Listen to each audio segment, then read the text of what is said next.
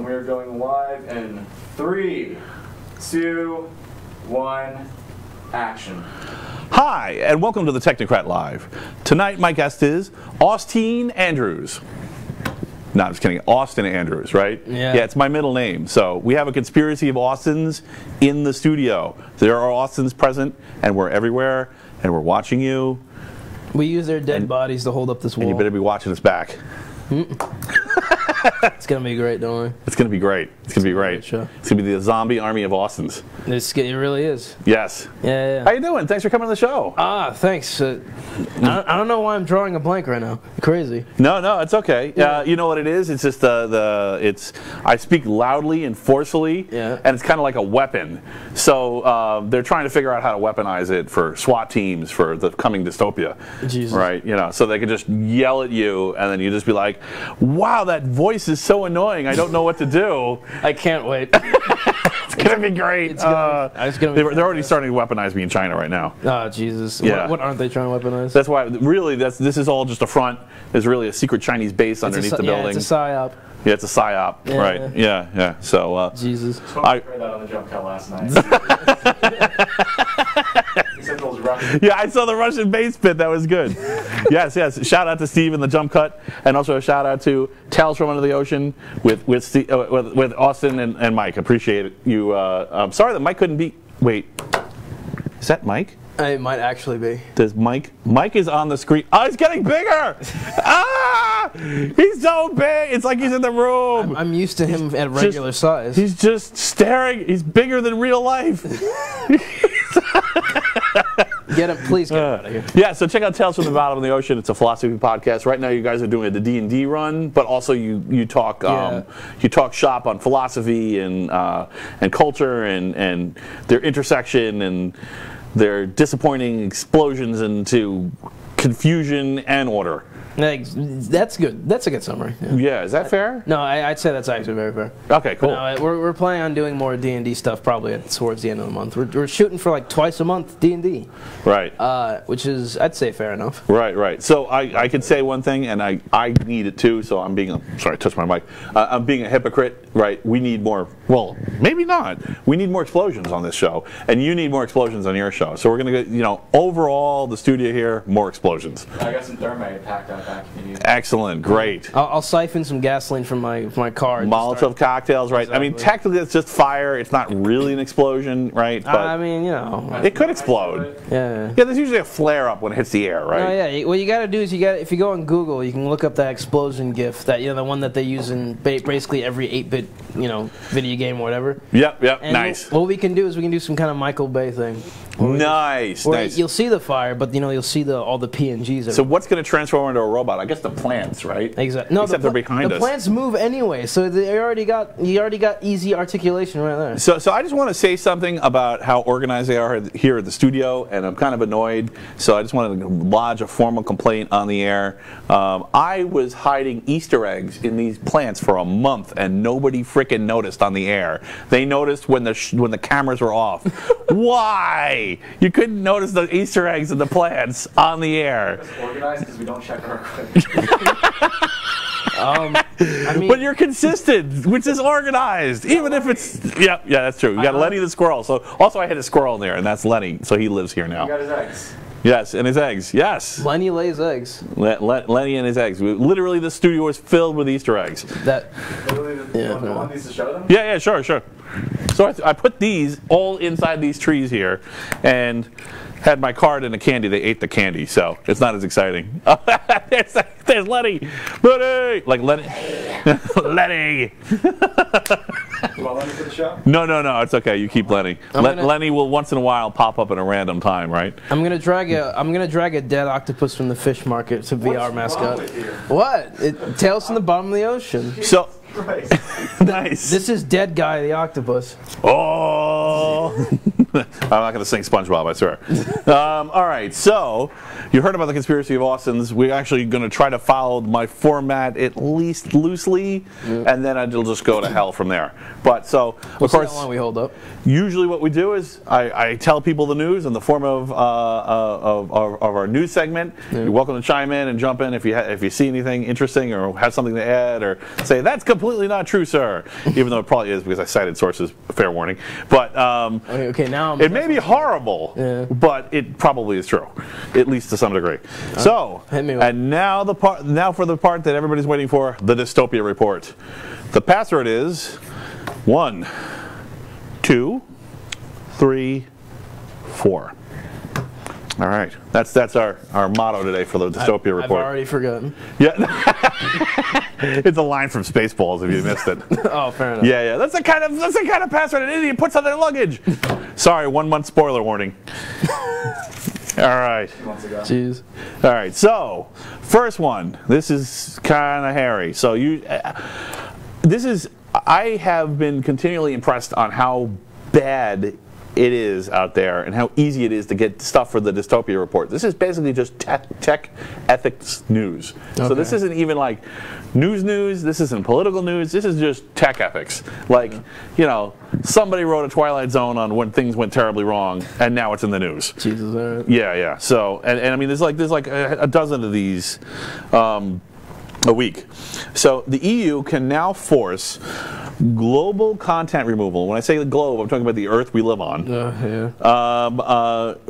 Based on local rulings. In other words, if an EU member rules that a particular thing needs to be taken down from, like, say, in this case it was a Facebook ruling, but it could apply to any social media giant. Yeah. Let's say Germany said that web page needs to be taken down, and the EU finds in there, it goes to the EU court, and they find in their favor, Facebook has to take it down planet-wide. So, yeah, that's what I did too. Nice eyebrows, I like that. Good eyebrow usage. So, yeah, I was like, what? So, this could be really good if they do it for something that's really terrible. Yeah. On the other hand, this is really bad for big tech companies because they're going to be forced to bail out of the EU or bail into the EU. You know, they may have to split into separate companies and have separate websites for EU and non-EU. Yeah. So, which I think is great because anything that breaks up the tech companies, which are completely out of control, is good.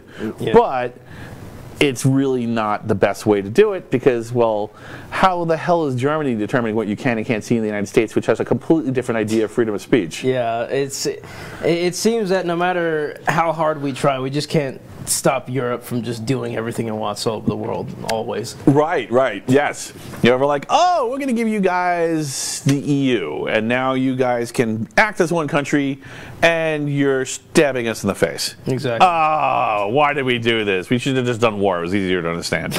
All right. So, no, I don't really think that.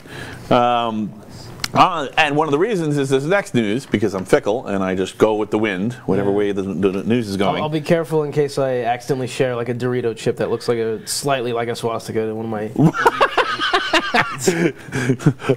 oh no, there's a swastika in my toast, I'm going to jail for life. There's like a bit of barbecue sauce in my lip right here. And it's no! Your entire multinational megacorp is closed down because of an unfortunate pattern in your bathroom swirlies.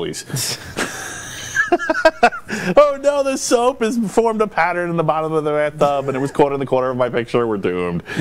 Jesus. The EU is just having a ball being... Yeah, well, Germany's known for just banning all Nazi content. It's like, what about history? You know, I mean, that's just the government that has like a terminal fear of its populace. Like I could totally understand. Okay, you can't fly a Nazi flag in a parade, right? No, yeah. But you can't even make a joke. You can't even have stuff that's historically accurate materials from the war that are non-dangerous. Yeah. Maybe not even necessarily glorifying, but just, I mean, it's... I mean, what if somebody wants to start a museum? You know, at some point, it's going to have an impact on historians. A negative impact. How do they handle it with like the historians and like people who try to actually document? They probably have a. I don't know. I would bet that they have a registry. I mean, because there's definitely a Jewish museum in Germany. There is a war museum in Germany. Because I mean, they'd have like if there's there has to be some kind of way to like if there's like artifacts from the Third Reich that obviously have that printed everywhere. I mean, they have to have it somewhere. Right. Yeah, they can't just be like, I shouldn't have brought up Germany. Germany was just like the worst possible. Like we went right to the worst possible case. So let's just drop that. Well, I mean, otherwise it's sad because Germany's it's a very well ordered society. Well, Germany is at least partly responsible for the Renaissance. Yeah. Right? Gutenberg did his press, and then Martin Luther stuck into the Catholic Church, and his first translation of the Bible out of Latin was in German. Yeah. That's why all the Lutherans have all this German history intermingled and stuff. Yeah, and then you got stuff like Oppenheimer. And, they were like the beacon for freedom in the modern world for hundreds of years, and then they weren't. Yeah. Well, aren't we the beacon for freedom in the modern? I hope we don't. Okay. Well, semantics aside, Germany. I've actually heard somewhat about it, but Germany is apparently the thing about Germany is that they always take things to their logical conclusion. Right. And if you do that, or if you're a culture that's well known for doing that, being consistent with certain ideas, you can come to any logical conclusion based on any line of logic that can lead you to do things such as. Oh, logic is not a panacea. Yeah, exactly. Yeah, I agree. I don't think it is either. It can lead you to do extremely murderous things, or right. Oh yeah, lead to a slow degradation of society. So it's actually in my axiom. So one of the things we did for the show is I printed out an axiom list, and it's actually in one of my self-derived axioms that a wish for uniformity or homogeneity of sufficient scope is a deranged homicidal thought. Inherently. So it doesn't really matter if you want uniformity or if you want things to be equally smooth in any fashion, even if it's equally like we must have 3 of these and 2 of these and 1 of these and 5 of these and 2 of these. Is equally crazy as we must have just this. They're both nuts. You kind of have to let natural systems emerge on their own. It's a very. I mean, if you go to anywhere in Europe, they'll be able to tell you oh, that's a very German way of going about things, because the Germans are very well known for being themselves. Right. Unfortunately. They're kind of nerdy. Yeah, they are very nerdy. They're very nerdy. Because they're a society that's fundamentally. They're nerdy angry, which is weird. Yeah, it's right. It's weird to be nerdy angry. You're yes, we must do it exactly the right way. Yes, and then you're like, it is not the right way. And then it gets weird. Oh yeah. So I don't know how is nerdy a path to anger? Nerdiness is the path to anger. I don't know. That's a deep existential question. I didn't think we'd go there, but it's possible. This seems like there's a path from being interested in the details to becoming obsessed with them. Oh yeah, no, yeah. So I think that's the warning. Is this if you're in highly detailed work, don't become obsessed with it, because it could kill you. It could. By the way, if you ask us questions, we will not only answer your questions, we'll actually see your derogatory comments as you post them right here on the. Oh no, his face is changing again on this beautiful TV screen. Thank you, Steve. Very welcome. I don't have TV at home anymore. Yes, that's right. We run a tight ship. There's nothing to watch anyway. There's no sacrifice too small or too large for the Technocrat Live. Should I keep that in mind next time Tales from the Bottom of the Ocean is the thing? Listen, Tales from the Bottom of the Ocean is especially nothing to watch. Actually, you can listen. You know what I did? I actually listened to it. I listened to you guys banter back and forth. Once in a while you'd say something, and I'd be like, whoop, and I'd go and I'd look and you'd be on the map, and but then I would go back and listen again. No, so. It's probably a lot more pleasurable to listen anyway. No. You guys are quite handsome. Don't worry. And I mean, Mike in his cloak. You can't beat that, right? No, yeah. No, listen. All you need is a fan and for it to be blowing. The Dark Knight Rises. Yeah. All right. So the other EU news is the right to repair. So, and this is something that's come up before. So I brought this up with some computer nerds, and And it's kind of like a business practice that actually is kind of environmentally unconscious. Yeah. So I'm sure you know about planned obsolescence. You've heard that term before, where a company is. It's the idea is that products should expire so that you can keep selling products so you have an ongoing market. Oh. If you're manufacturing. Okay. Yeah. So. I get what you're saying. Kind of in the vein of planned obsolescence, but not the same because it's customer driven, not manufacturer driven. Companies like Google and Facebook have these huge server rooms, and Google in particular spearheaded this, but they're all doing it now. Amazon's doing it. They just have rows and rows of servers, and they'll have basically like people in the server room going and watching lights and doing diagnosis, like, oh, this machine's not acting exactly how we expect it to. Go diagnose it. So they'll have a script that they'll follow, not a big one like this, a little one like this. Yeah. And they'll follow the steps in there, and they'll give it like an hour, hour and a half. If they haven't figured out what's wrong with it at the end of the hour and a half, they just throw it out. So the thing that struck me about this that no one else talked about, and I'm kind of like, why is no one else talking about this? Because, you know, this is like, the tech industry is like, we're so green, we love the planet. You know, do you really, you know, or are you just afraid that you don't have anywhere else to go? Well, I mean, like, bottom line is if they're not providing quality service, then it doesn't matter what they say. That's true too, yes, right. I mean, the credibility is in the dirt. But, you know, but also, I mean, like, you're basically just throwing servers out when they go wrong. And, you know, that's not good for the environment. You know, sure, they can send it to a recycling center, but even when you recycle it properly, there's still cost and waste and expense and da-da-da-da-da. Give them to me, jeez. Yeah, right. Well, so... I'd like one. Yeah, well, you probably wouldn't, because, have you ever been in a server room? Yes, there's actually one in where I work, yeah. Okay, so it's really loud, right? It's also very hot. It's hot and loud, so you think... Well, it shouldn't be hot, it's true. But like usually if they're working right, they're cool because they have to keep the computers at room temperature. So, but yeah, do you think that's bad? A professional server room with this racks up to the ceiling and it's just a whole, like a half a building worth of racks. Yeah. It is like a jet airplane in there. It is incredibly loud. I mean, I'm kind of surprised there isn't more OSHA regulation on it. It didn't used to be that way. It started off like quieter. But those rack servers, you put one of them in your house, all you're going to hear all night is as the fans whine away. So. Yeah, no. Wait, so it's not supposed to be hot? No. Not at all? I mean, the computers make warmth, but you should have air conditioning in the room. Okay. I mean, like cut a hole in the wall and put a wall air conditioner in, guys. Come on. Okay. Yeah. I'll be sure to let my manager know to stop downloading all that pornography for them. Here, allow you to share my old-timey nerd knowledge. So back in the IBM PC days now, because the numbers are not the same anymore, but the IBM PCs are all technically clones of the original IBM PC, and they all kind of had temperature specs.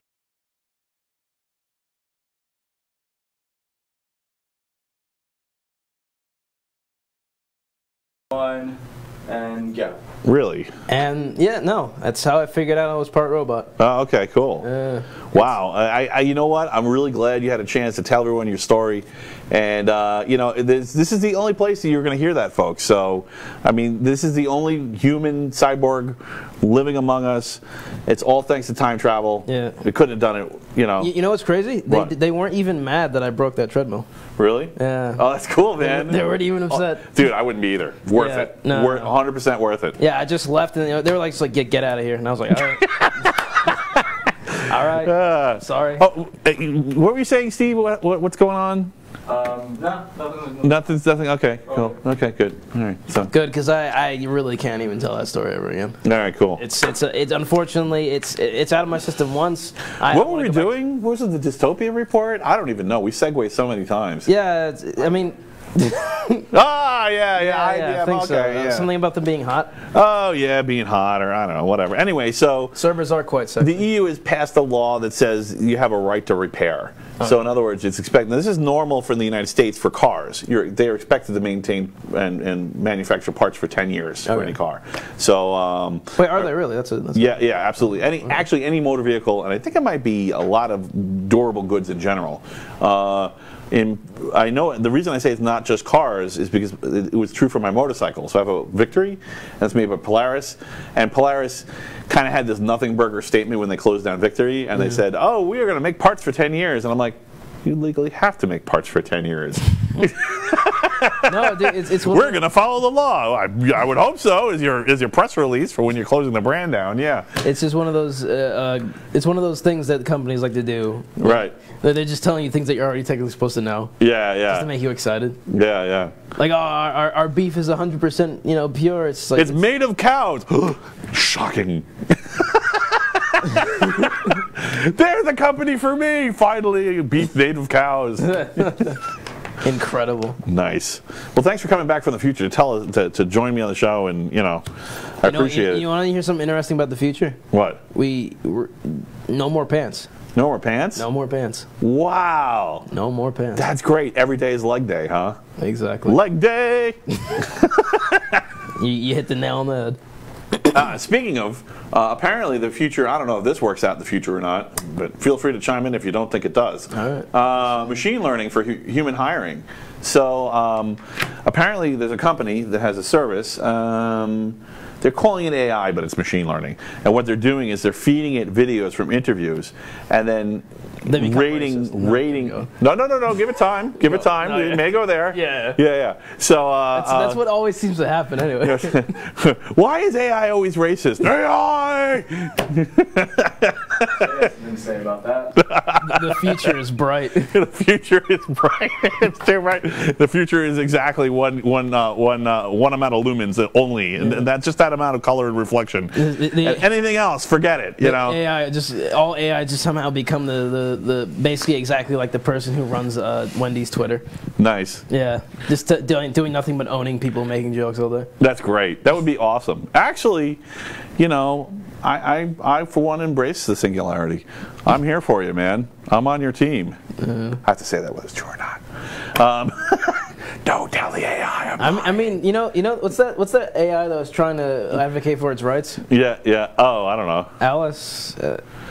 So let me explain the difference between AI and machine learning. So this one's kind of useful. So if you've ever been wondering what the difference between AI and machine learning is, AI is kind of like would have to be some like capable of emerging new kinds of thoughts, like being able to create new archetypes, being able to create new genres to organize things, constantly being able to create new organizational methods for data types, sorting them in an arbitrary way, and then being able to process them in an arbitrary way. Well, it's a construct that is able to go through all the stages of thought. All the stages of thought. Like I forget what they are, like of observation, integration, etc. Like you could never have had a conversation about philosophy, be able to sit in a conversation for 3 hours about philosophy, and then be able to contribute.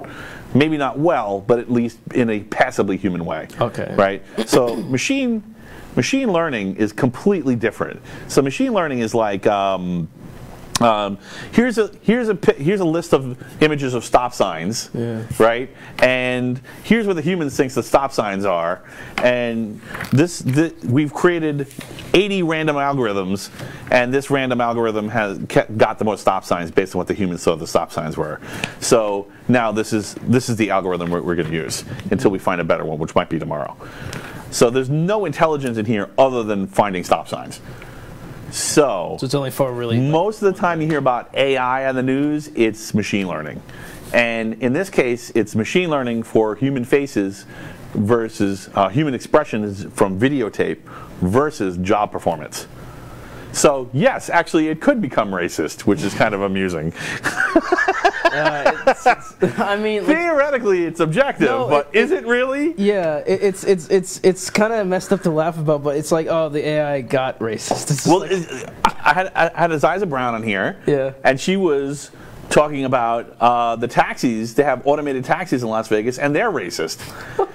and there's a show, there's a show called TED, Better Off TED, which is a show about an AI. Great show, by the way. Check it out.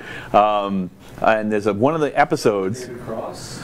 That was the one that only had like a season or two, right? It only had 2 seasons, right? And it was about an R&D department in a megacorp, and they had a beta test of a automated lighting system, and the lighting system was racist. So it didn't see black people, so it locked one of the scientists in over the weekend, and he was stuck in his lab. He couldn't open the door or turn the lights on or anything, so he's sitting in the dark for, But this is the problem, and this is actually something that happened with. This is funny, but it's not. Actually, there was just something in the news today where there was kind of reverse racism. Yeah. So there was a woman, I don't remember who it was, but it was a Twitter post, and I don't want to be too derogatory because I'm not sure exactly what she said, but basically she said, "Oh, the problem with these algorithms is they're written by white people. We need not white people writing the algorithms. Like the programmers were white, and that's why the algorithm wasn't effective for people of color."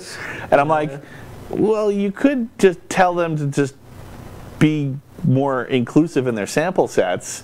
Right, that's they may not even have chosen them; they may have been handed them.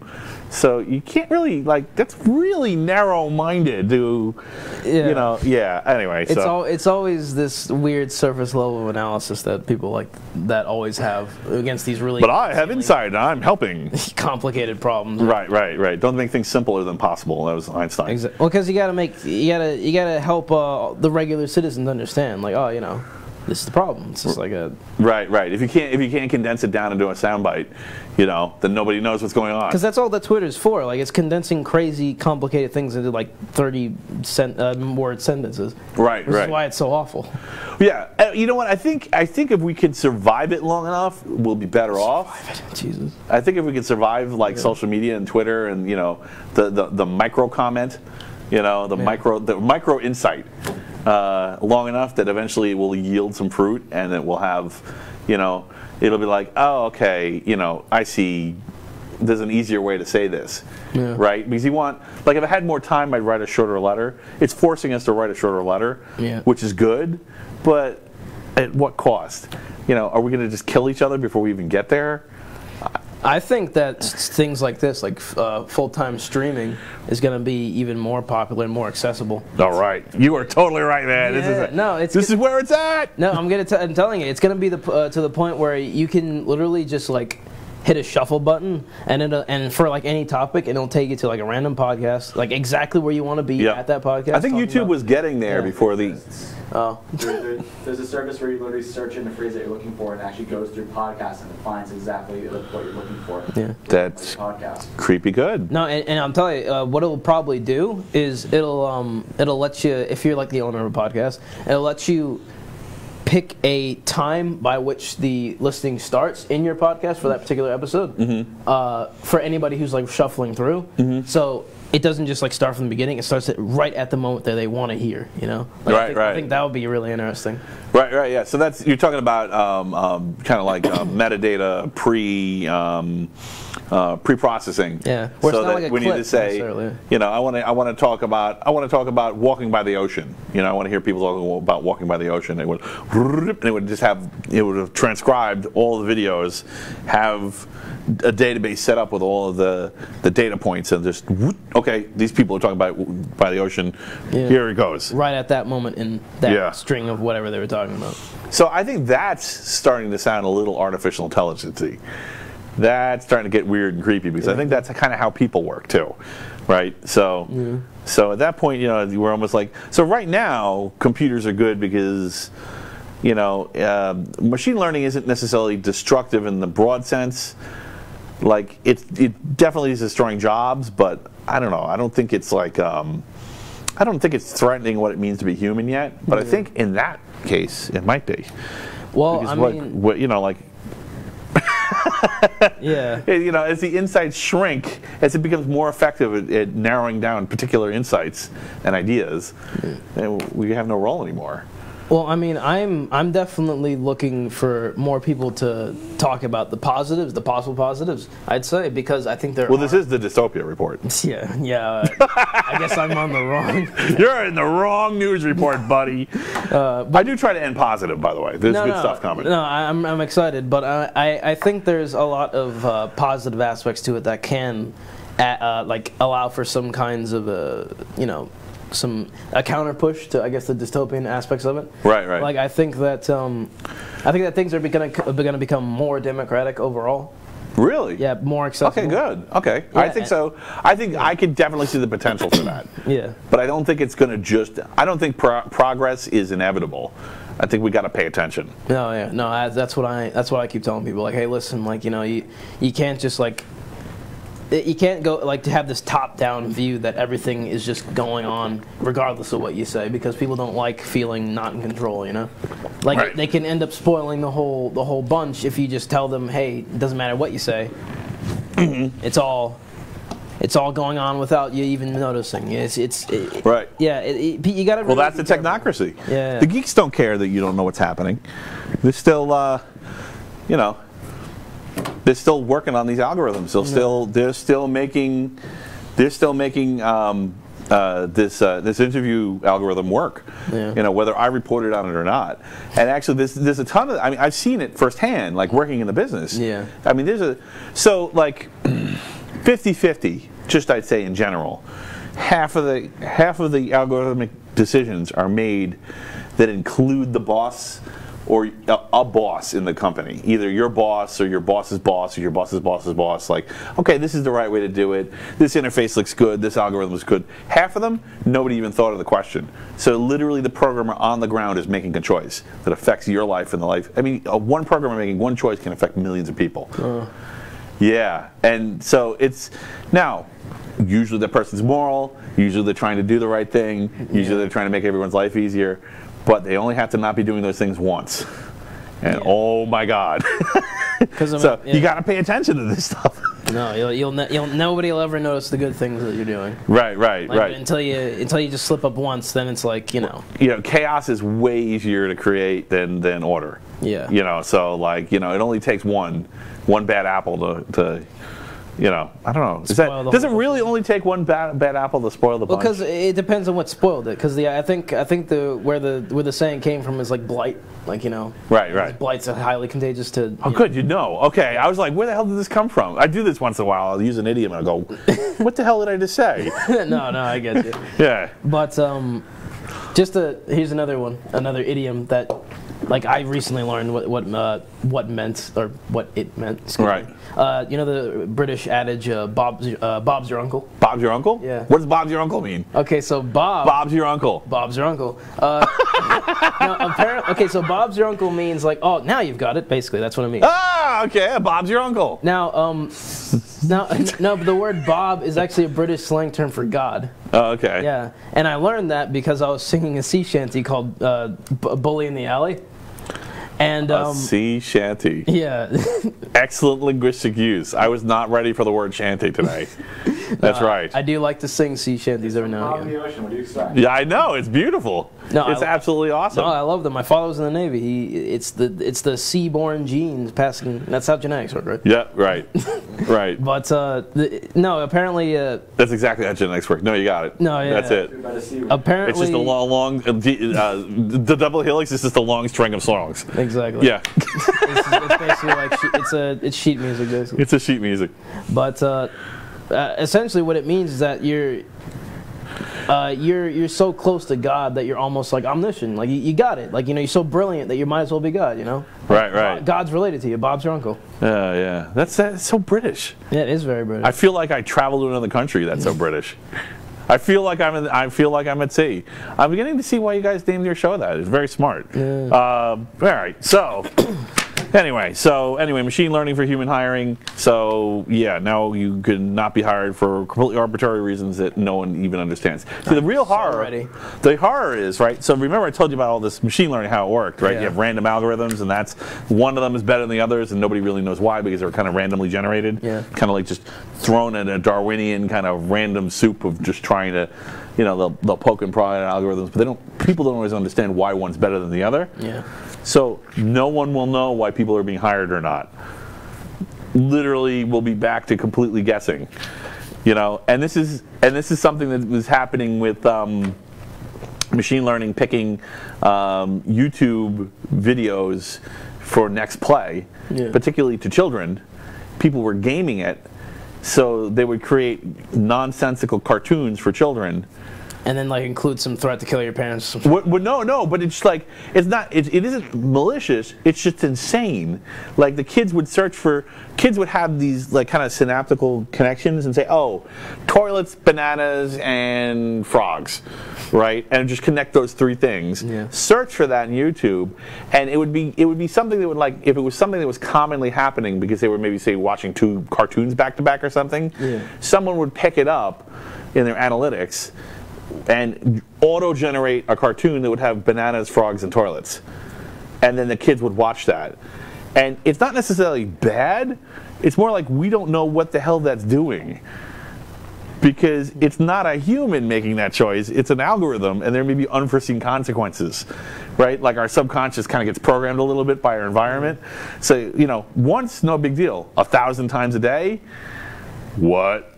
So you're effectively programming an entire generation. Right. But we're not even really programming towards a goal. We're just programming them towards whatever the computer wants. It's like almost like random arms of a Fibonacci sequence. We just don't know where it's going. That's actually really interesting. Yeah. Horrifying, but also could be really good too. No, yeah, very, very much so. I think, I mean, a possible bright side is that it might make them more curious. Yeah. Yeah, I mean, I hope so. Well, it could be. It could turn out to be a superior way of learning. I'm sorry, this is the dystopian report. So No, it's fine. It could make them explode into a million. It's got to be negative, people. It has to be bad. It's going to be a bad out. No, it actually could be cool, but it could be very. It could be both. It could be cool for one kid and bad for another. Yeah. Like the kid with the right temperament and the right IQ, good. Listen, the kid with the wrong IQ or the wrong temperament, not so good. Anything to make my nephew stop barging into my room and doing Fortnite dances, like anything. Right. I'll do anything just to make him stop. We'll work on that. All right. The algorithm's listening. Just see, cyborgs have problems too. Yeah. All right. So. All right, so Samsung. Oh, this is actually a really big one. I probably should have led with this, but Samsung is ending their cell phone production in China. They're just stopping. Remember, Samsung has the Galaxy line, which is the #2 phone and the #1 Android phone. I think it's in the #1 phone. No, it's #2 to iPhone, but not by much. I think it might. I don't know if it's bigger than Apple at this point or not. But anyway, the Galaxy phones are a huge market segment, and they're moving all their manufacturing out of China. Yeah. So kind of an interesting thing. I did warn you a few weeks ago. The trade war was heating up between the United States and China, specifically Trump and China, but the United States and China. And I was like, get out of those manufacturing relationships with China, and sure enough, it's happening. So can't say I didn't warn you. Samsung's that one guy in the crowd when Trump makes the announcement, going, "Yeah, you can do it," with a bunch of crickets all around, like, and they just sit down all awkwardly, like, guys. Yeah. No, there might be more. I don't know. It's going to be really interesting because I mean, the only way that we can really even stand up to China, if that's really the goal, is we have to limit their capacity. For me, it is. Some people don't. It's not even on their radar, but I think it's a huge. Our trade imbalance is a huge problem. We have to limit their ability to participate in the world, and right now their main role in global, I guess, real politic is that they are essentially the production house of the entire world. Have you heard about the social score in China? Yeah, I've heard about it. Yeah. I mean, I'm not on board. I'm just not. It would really play well to this until one day they carried me off to a re-education camp, and then you never heard from me again. So the show would get really popular until I vanished. Listen, you'd see me back home the next day because I'd make all the guards just start laughing like crazy. Really? Yeah. Okay, good. They'd just be forced to let me go. You tell them the killing joke. Yeah, exactly. Yeah, it's good to know the killing joke. Do you know the killing joke? Do you? Yeah. Do you? Yeah. That's how I'm able to skirt through life, dude. I just make everybody laugh. Nice. And then it just all works out in the end. I'll be able to make it in China. I probably won't. I just I'm totally serious. I would not make it. I need an environment where you can at least kind of be a loudmouth, sarcastic bastard, right? Yeah. And I mean, my intentions are good, but sometimes I just want to make fun of stuff because it's fun. I'd be the guy because I like to laugh because I don't know, but yeah. I'd just be the guy who just says Tiananmen Square at random just to see what happened. right? I'd have to. It's, I don't know. Maybe you're overestimating your chances listen, there. I don't know. I'd have to. They don't like that. As they dragged me away, I said, "What? I had to." Because I mean, if Well, then again, you would also have no problem with saying, "Yes, I'm better now" in re-education camp, right? So yeah, probably. yeah, see, I'd be like, "I'm not better. I'll never be better. I'll fight you to the end. I am the free man," and then I'd be there for the rest of my life. Yeah, I'll just be waving to you like, See you later. Hey, you gotta learn to lie better. Bye-bye. Matt, I knew you once. Maybe never again. I don't know that guy. That guy, yeah, he's crazy. He just won't take the camp. He won't take the training, man, from the camp. Would you believe this guy? Look at him. All right. So, all right. So that's kind of. Oh, this is interesting. Oh, and the big winner from that is Thailand, by the way. They're the ones who are getting the manufacturing. So they're going to be opening up plants in Thailand. So they're going to still make phones. They're just not going to make them in China. I mean, isn't Thailand basically like the same kind of? It's an oppressive regime, but we're not saber rattling at them right now. So, you know, like there isn't this. So in fairness, a lot of the problems with China is the currency peg. And the currency peg was originally scheduled to be canceled in 2007, 2008, and George Bush chickened out. So a lot of people, I think, like to blame Obama for being too buddy-buddy with China. Actually, he got kicked that can, so it wasn't entirely his fault. So then Obama blew it, and he didn't do anything. And then Trump kind of surprised everybody and came in there, and he's like, "Yeah, I'm going to do something about China." And everyone's like, "You're not going to do something about China." And then he started doing stuff about China, and China's like, "We hate this guy," and that's where we are now. So you know. So I don't, you know, we really need to unpeg the currencies. It's kind of the right way to do it would be a slow, you know, repegging on a regular basis until the currencies were able to float. But apparently we haven't really gotten real cooperation on that. So a lot of this is monetary policy. If we just did that, you know. You can't really compete with a country that has to do suicide nets around their factories. Yeah. You know, I mean, you could just quit your job, right? How are you gonna? Yeah. But it's just the atmosphere and the social media score. They're not really free to do what they want there. How do you compete with that level of just? It's near slavery. Yeah, it's near slavery. It's it's indentured servitude, and I'm not cool with it. It's basically like it seems to me like utilitarianism to its logical end, I guess. Like it kind of feels that way. Yeah. They fly the flag of communism, but you know, well, yeah, let's not go there. Let's continue on the dystopia report. This is great, by the way. I'm having a good time. Really, I'm also having a great time. So. The Department of Justice, this one shocked me. Yeah, go on. Apparently the Department of Justice has ruled that family tree dragnets are off limits. What?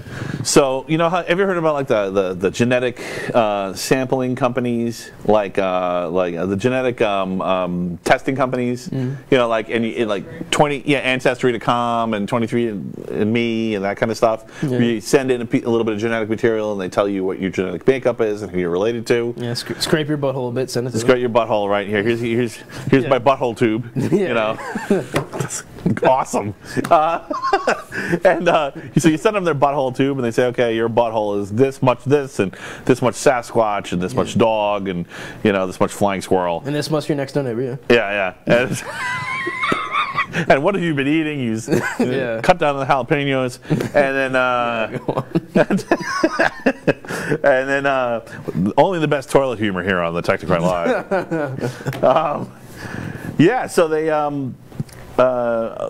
it turns out that the DOJ has said that they can't use that genetic information to arrest as part of. You can't use it as probable cause to get a warrant or as part of an investigation. What? For someone else. In other words, if my cousin put their genetic information, the police can't use my cousin's genetic information to get to my genetics. Oh, wow. Because they could use probability to say, okay, it's probably him. Now we have probable cause. Give us a warrant. Now we're going to break into his house and look through his stuff. you know, if they wanted me for a crime where they have genetic evidence and they think I'm the culprit. They don't have a way to get genetic evidence. Cops were doing this. In fact, apparently, there was at least one case where the police had set up. I didn't even know this. The police had set up. This is new to me too. Yeah, it's just like totally new to me. The police had set up a fake genetic website to try to ensnare family members of a possible rapist, I think, to try to get them to submit their genetic material so they can get kind of like a probability statement and say, okay, based on the probabilities of the genetics of his relatives, he's most likely, you know, it's a 50-50 shot that he's the rapist. Yeah. We have to get, we need a warrant now to do a swab. Yeah, that's really interesting because like it begs the question, if in these methods do inevitably help us get, I guess, the guy that we're looking for. Right. You know, like, should we allow it? And you know, there's a lot of people who, I mean, obviously, I don't think society's negative standpoint towards rapists should be even stated. I think it's quite... Yeah. Let's just put a couple of axioms out there. Rape is wrong, should be prosecuted. Murder is wrong, should be prosecuted. Exactly. Right. I mean, there's a few things that have been there from the beginning. Right. Yeah. Exactly. Like it's interesting because like I feel as if, depending on who you ask, some people are going to be like, oh, you know, it's so long as we get the guy, then it's fine. But you know, I'm always wondering about the method, obviously. Right. About the method and about how exactly we are, like what we should be willing to allow in terms of like our own privacy. Right. How do we keep our society safer? Right. You know, like it's how much are you willing to give up? It's an ends versus the means question. Exactly. Right. Yeah. Exactly. And I mean, you know, like sorry, that's just disturbing. Mike's picture's still there. I really. So here, I'm going to throw another. Rather than actually answer any questions, I'm going to throw yet another monkey wrench in, which is one of the things I highlighted. So, I used to work in genetic labs. Okay. I worked at Brookhaven National Labs, which actually is more of a physics lab, but they have some genetics there. And I worked at Cold Spring Harbor Labs, which is a genetics lab whose at least honorary leader for a while was James Watson, who was the guy that discovered DNA. At Rockefeller University, which is like, they've got tons of Nobel Prize winners, really like top-end genetic institutions. So we're in a meeting one day with geneticists. Stop me if you heard this story, but maybe they didn't. So. Well, I'll tell you what. I actually used to work with genes too. Really? Yeah, American Eagle. Oh, that's awesome. Go on. No, that was good. So,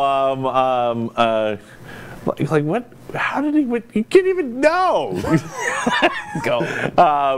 So the scientist comes up and he says, and we're talking about HIPAA laws. Yeah. Do you know what HIPAA laws are? Explain. So HIPAA is the Health and Privacy Act, Health Insurance Privacy Act? Well, anyway. So it's Health Information Privacy Act. Oh. And what it does is it actually says, okay, if you have human data, genetic data, you have to, when you store it, you have to anonymize it and you have to keep it safe. It has to be separate, like Matt Newhall address, blah, blah, blah, blah, blah, has to be separate from my actual genetic data. And then you have to use identifiers. So he's just like, the scientist gets up in the middle of the meeting, like, this whole thing's pointless, right? We're like, no, because we're the IT department. We're the ones who have to implement whatever the safest possible method is. He's like, I can just look at someone's genetics and figure out who they are now. We're far enough along on the genetic code that you can't anonymize genetics anymore. Like I can look, it's like the Matrix to him. He's just like, oh, blonde, brunette, redhead, oh, this one's fat, this one's tall, this one's short, this one's got a loud mouth. Wait, you can determine someone's current weight. We found enough genes that particular scientist feels that if he's presented with a handful of patients and a handful of genetic, of actual genomes, that he can match them based on which genes and if he knows a few attributes about the people. But you can actually like you're able to determine like current characteristics of somebody just based on the genes. This is what he's saying, that it's completely reversible. In other words, all this effort to anonymize the genome is completely useless because the genome itself is the identifier. It's like a social security number now. Jeez. Because we're that far along with human genetics. So yeah. So with that in mind, of course, law is 8 steps behind, right? You know, with this 23andMe kind of like ancestry.com thing. So I'm like, I don't even know what the right thing to do here is. I mean, anyway, I don't have answers, but this is something that we definitely need to think about as far as probably it's safer to go towards personal rights and personal sovereignty when in doubt. So I'm kind of with the DOJ ruling. I don't want murderers or rapists to go free, but I don't want people to be dragnetted or chased down based on technologies they don't understand. I think we have to we have to move forward towards democratizing these very big innovations. I think that that's something that we have to do. Like, I mean, that's kind of my go-to thing almost always. Like, we have to focus on the individual person's choice and make it somewhat more democratic. You know. So you think democracy works, right? Well, it's not even so much that I think it necessarily works. I think I'm not saying it doesn't. I'm just saying you know. No, it seems like to me to be the most ethical way to go. It's the least bad thing. Yeah, that's what I'm feeling, at least. Yeah, I agree. You know what I mean? I think it's the least bad thing, I really want people to have a say in these things that are going on, you know? Right, right. Like, I want people to have a say in, you know, the way that their country changes. I want people to have a say in the way that they can raise their children. I want people to have a say in the way that they manage their money. I want people to have a say. So when you form an argument, do you form both? I mean, I realize we're some of this stuff. I mean, literally, this is brand new. This just happened in the news. No one's ever heard this before. So we're talking about something no one else has ever told. We're breaking ground here. So, but when you form an argument, do you try to form both sides of the argument before you come to a conclusion and throw it out there? Can you argue both sides of it? You know, in general, I realize there's going to be exceptions. You're going to get tripped up here and there, but do you try to form both sides of you know, anticipate what someone else might say? And because I do that constantly, you know. Well, I don't sort of do it along the lines of. When I'm talking to somebody, I don't be like, okay, here's this. Alternatively, you know, here's this. I'll do that in my own head first, and I'll try to like sort of play it out as a simulation. Like there's often a lot of times where I'm game it out, yeah, like I'm typing in a comment and I'll immediately delete it because I'm just like, okay, I'm running the simulation. Oh, I've never done that. Yeah, I'm running. Angry. Wait, no. No, I'm running the simulation, and then like I'll come to like say like a new vector or whatever, and then I'll adjust accordingly or whatever. Like, but it's usually I say just one thing, and I try to say it with conviction, and I let the conversation evolve. That's what's my big thing. Like I think I've told you before, I don't really like debates. I like dialectics so much more. Because I think the dialogue often matters more than the debate. Because like I hear a lot of debate tactics, and they never seem to be focused on the actual information. Like it always just seems to be focused on, okay, your goal is to make your opponent seem as stupid as possible. It's just like I don't know. Like maybe debates are necessary because I guess most people are somewhat more primitive, I guess, but it seems that you're immediately assuming that people are just too primitive to even understand what you're saying. So you got to resort to this sort of bashing each other over the head in order to. Yeah, exactly. My idea better. So sometimes I'll find that I'm actually getting out in front of someone and trying. So this is like a personal problem. I find that I interrupt people sometimes. Steve's playing with us to stop them from saying something they'll regret. So I find that people throw postulates out there, and then they're embarrassed if they're wrong. And I think that that's part of the problem, that you have to be able to throw a postulate out there and say, this is a postulate. You know, what do you think? And then people can't attack you for that. You know, even if it's, they can say they can attack the postulate. Yeah. They shouldn't be able to attack you. And the reason why is because the alternative is what I'm doing, which is I find sometimes that people don't have all the information. They haven't thought it through. I mean, I'm kind of insane in that, obviously, that I try to think things through. Yeah. And I try to, play every possible scenario out to the best of my ability within the constraints of time, Because, of course, you can always do better if you had more time. But, I try to split myself evenly through all the components and of the world around me. And I can tell when somebody hasn't really thought it through. Yeah. And I'm like, I got to stop them. So I'll be like, wait, but what about this? And then they think I'm a dick. They think I'm rude, and they think I'm being aggressive. And I try to, specifically, I try to stop myself from doing it on the show. Yeah. And do you ever catch yourself doing that?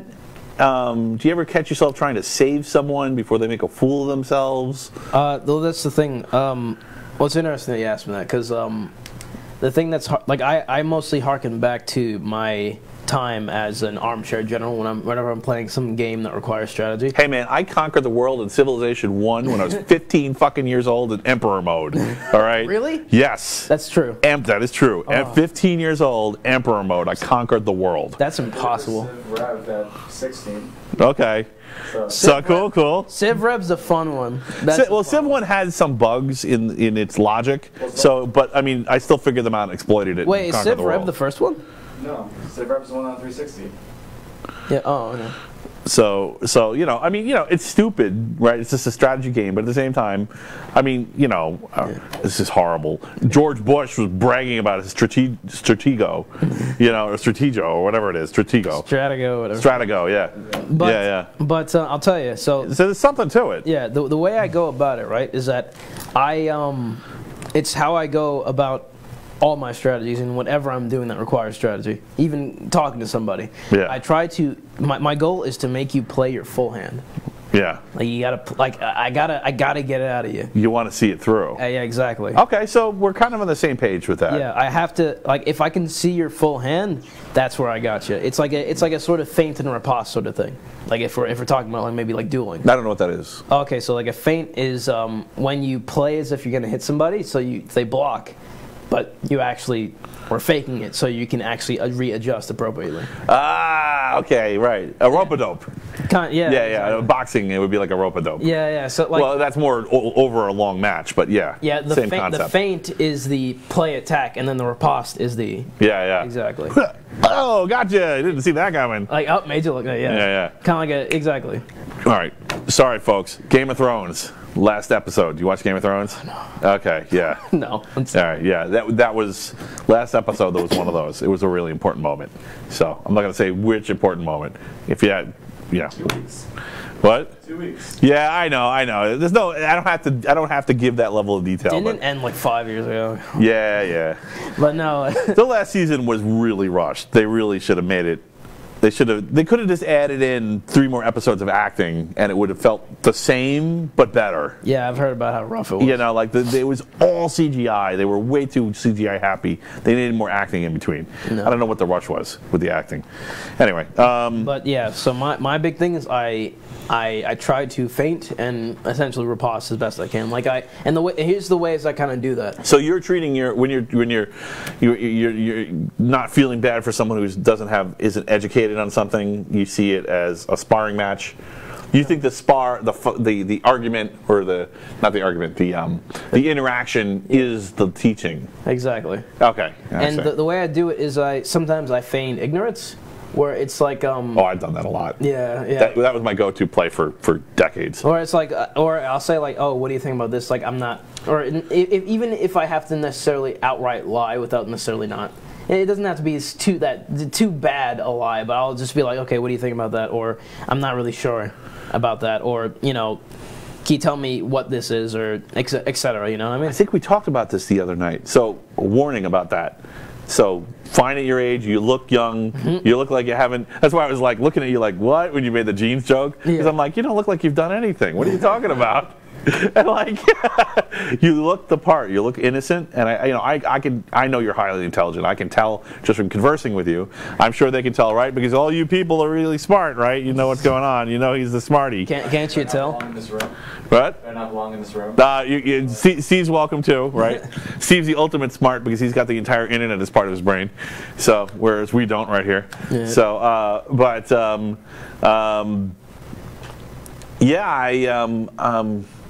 don't know what the hell I was going. I segued one too many times. I think you were going to warn me about something. I was going to warn you about something. So, eventually, you're going to have to stop doing that.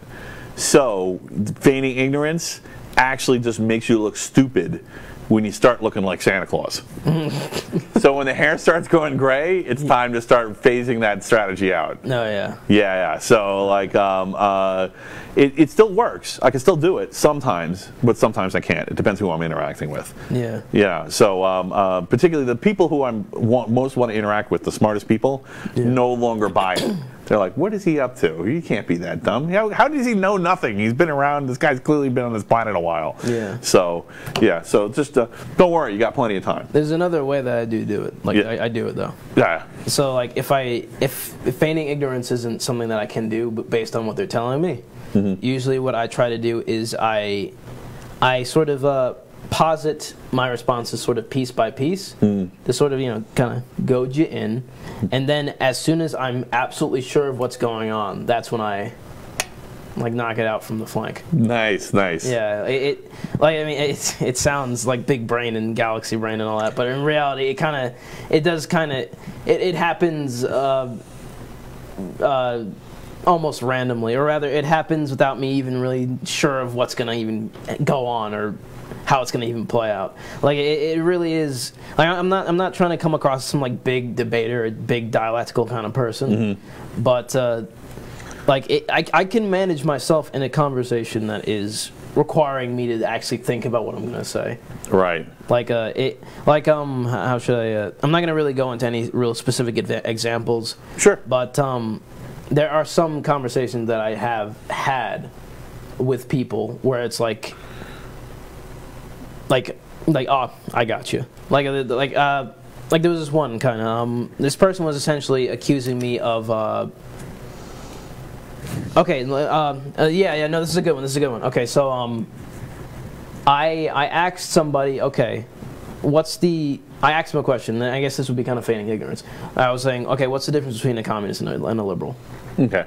Not to go into really what the conversation was necessarily about. I think we could have that conversation very quickly. Yeah, but they were lambasting me about, like, oop, found the idiot. He doesn't know what it means. And I was like, okay, so the reason I was asking that question, this is the riposte. The reason I was asking that question is because, I know what the difference is. I was asking that question to see if they knew. And to sort of drive my point home. Right, I understand. And then I finished them off by saying, like, how about you unsling your dick over your shoulder and know what you're talking about before you say what you're going to say. Right. So there's a ton of that peacocking. Yeah. I love Scott Adams, Dilbert. The guy who writes Dilbert actually came up with that term. I think he came up with the term. I don't know. Maybe he didn't, but he used it. He was the first place I saw it used. I think it's great. People are just constantly like, I'm so smart. Pseudo intellectuals. People are trying to show that they're intelligent, but they're not willing to do the work. Yeah.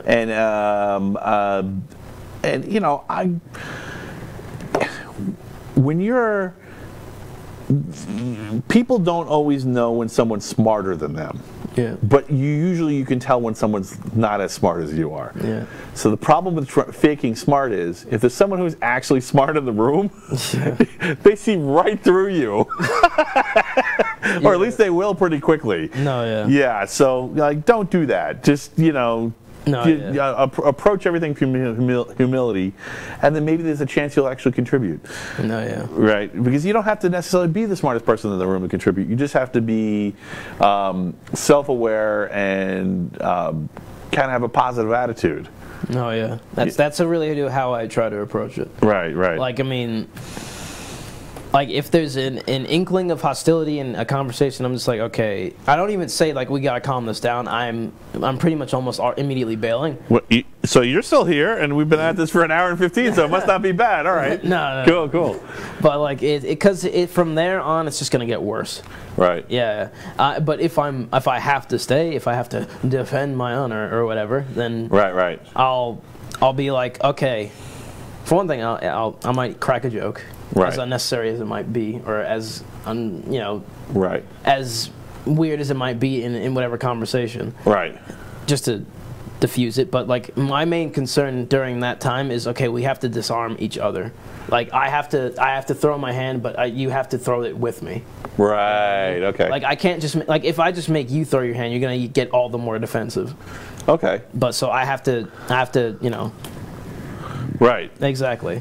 Okay. So I want to come back to Hegel, but we'll come back to it later. But back to what we were talking about with the family tree dragnets. I mean, I think in this case, I'm going to have to say I'm educated enough. That's one of my axioms. This is one of my axioms, by the way. I'm educated enough to know I don't know. Okay. So I would say we should default to, in those cases where we really just don't know, and there's no. I like it when laws are created by common law. In other words, when people start a common practice and then the law follows. It just codifies what people are already doing, right, through like social pressure, right? A good example, I was around when cell phones were new, right? I went from nothing to beepers to cell phones. And you could tell in the early days of cell phones, back when it was legal to drive talking on a cell phone at one point. And people would do it. And they drove terribly. And you really could tell. Everybody could tell when somebody was talking on the cell phone and driving. Because they're basically driving drunk. Yeah. But then you look, and the cell phone's glued to their ear.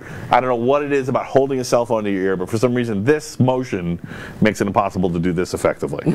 I don't. Who would have thought? Who would have thought? But it really is. So there was a ton of social pressure, jokes, complaints, call-ins on radio shows, you name it, people complaining at work. Yeah. And then a law came along and said, talking on your cell phone while driving is now illegal. You'll be ticketed and there'll be points in your license. Yeah. That is a great law.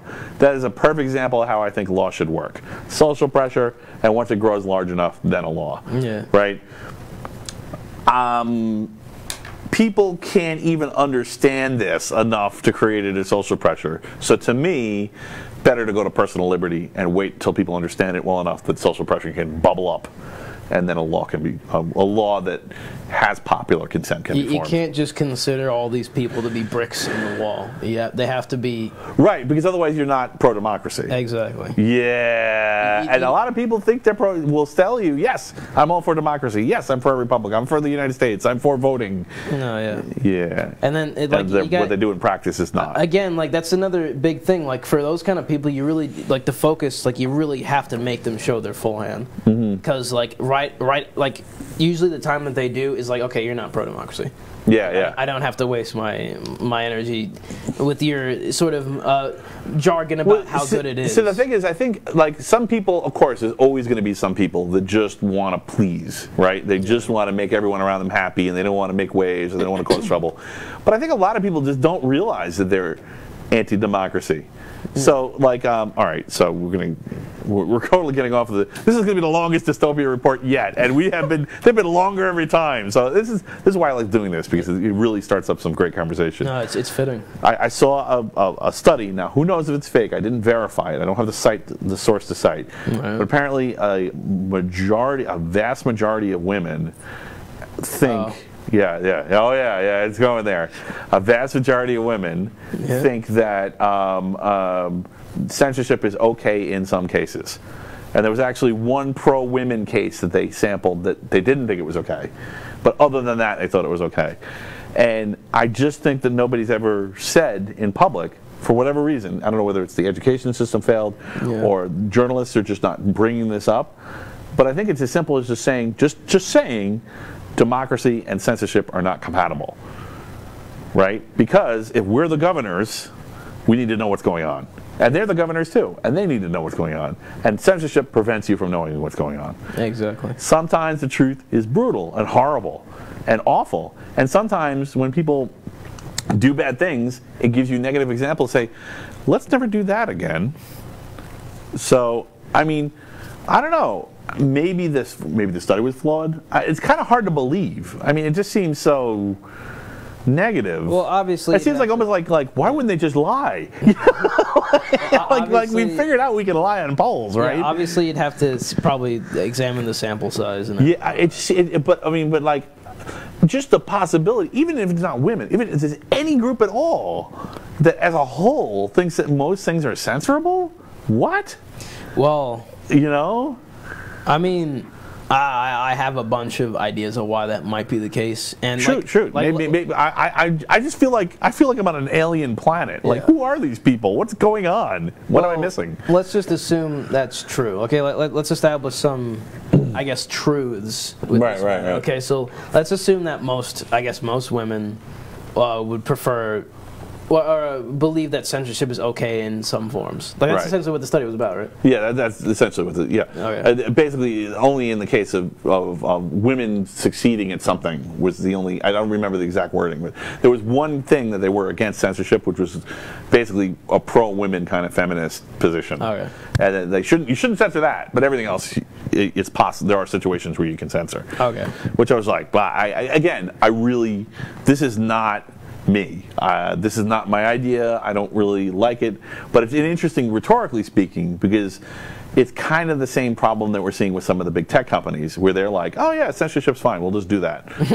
Well, you anticipated every possible outcome, and you know this is the best one. Well, for one thing, because if you haven't, you're not pro-democracy. Yeah, the tech companies, I feel as if they realize every single day they're opening Pandora's box, and they're always desperately trying to control it when they don't know what. I feel as if it really is that they just don't know what they're doing. Right.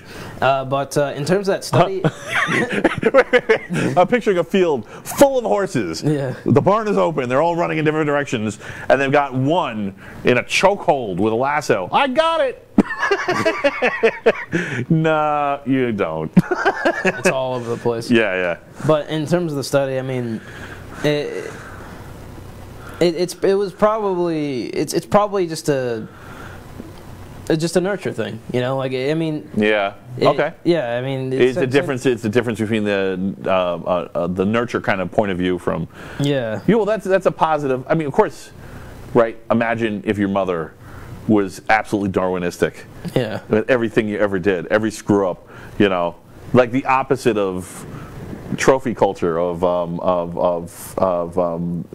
always winning culture, always losing culture. Yeah. Only an A was good enough. An A- wasn't acceptable. Yeah.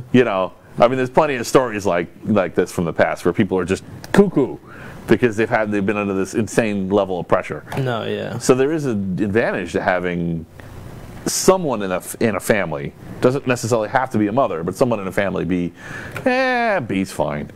Exactly. It's just milk. It's just spilled milk. Yeah, who cares? focusing on your well-being. Yes. Like, I mean, creating a safe environment, because Exactly. otherwise you don't have the Kohlberg's basic, needs met, and then how do you grow? Exactly. Yeah.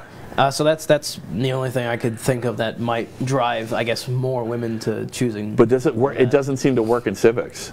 I mean, I don't see how it works. Maybe I'm wrong. I'd love to hear someone. I was hoping maybe you'd be like, oh, it's obvious to me. Well, when you say it doesn't make sense in civics, what do you mean? I mean, like, from a civics point of view, democracy is sacrosanct, not because it's awesome, but just because it's the least sucky thing we have. Yeah. And to protect democracy, you need to be anti-censorship. Yes, please. Yeah. Coffee? No, that's fine. All right. You need to be anti-censorship.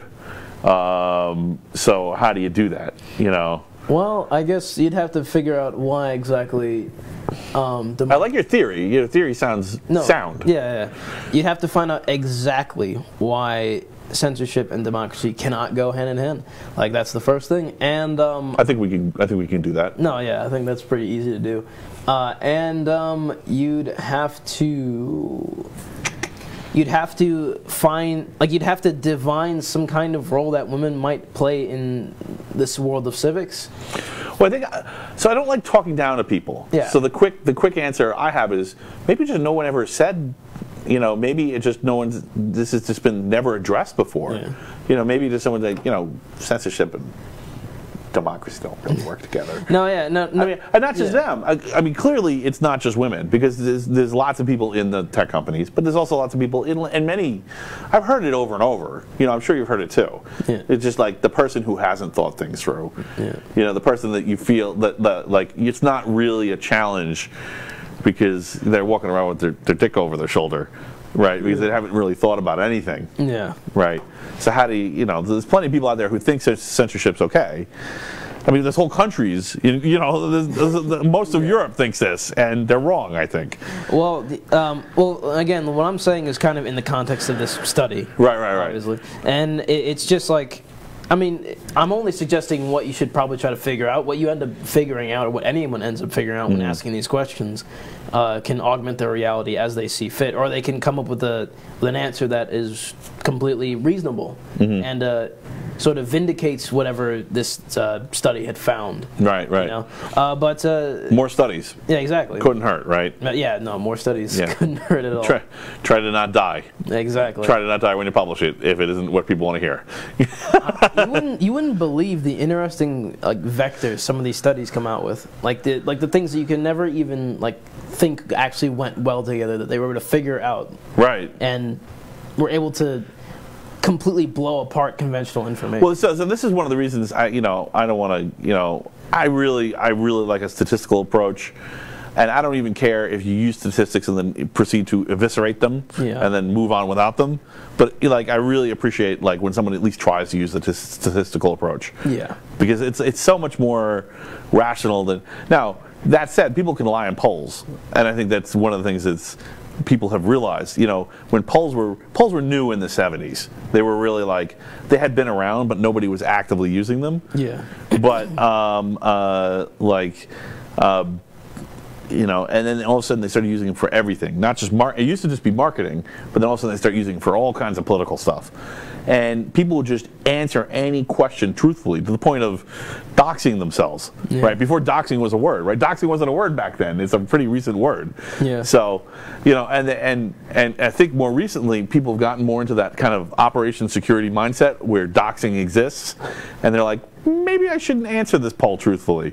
So maybe polling isn't going to be as useful in the future. I don't know, but definitely would like to see some more polls on that. I'd like to see something corroborate that before I get too excited. Yeah. Anyway, sorry, that was not in the dystopia report, but I just wanted to go there because it was a perfect rhetorical device to explore what we were talking about. No, yeah, I appreciate it. All right, so more dystopia report. AIDS-proof CRISPR babies. So apparently, an organization in Russia was trying to. We were talking about this. We've been talking about this in a few shows. I have to add it to my technocracy notes.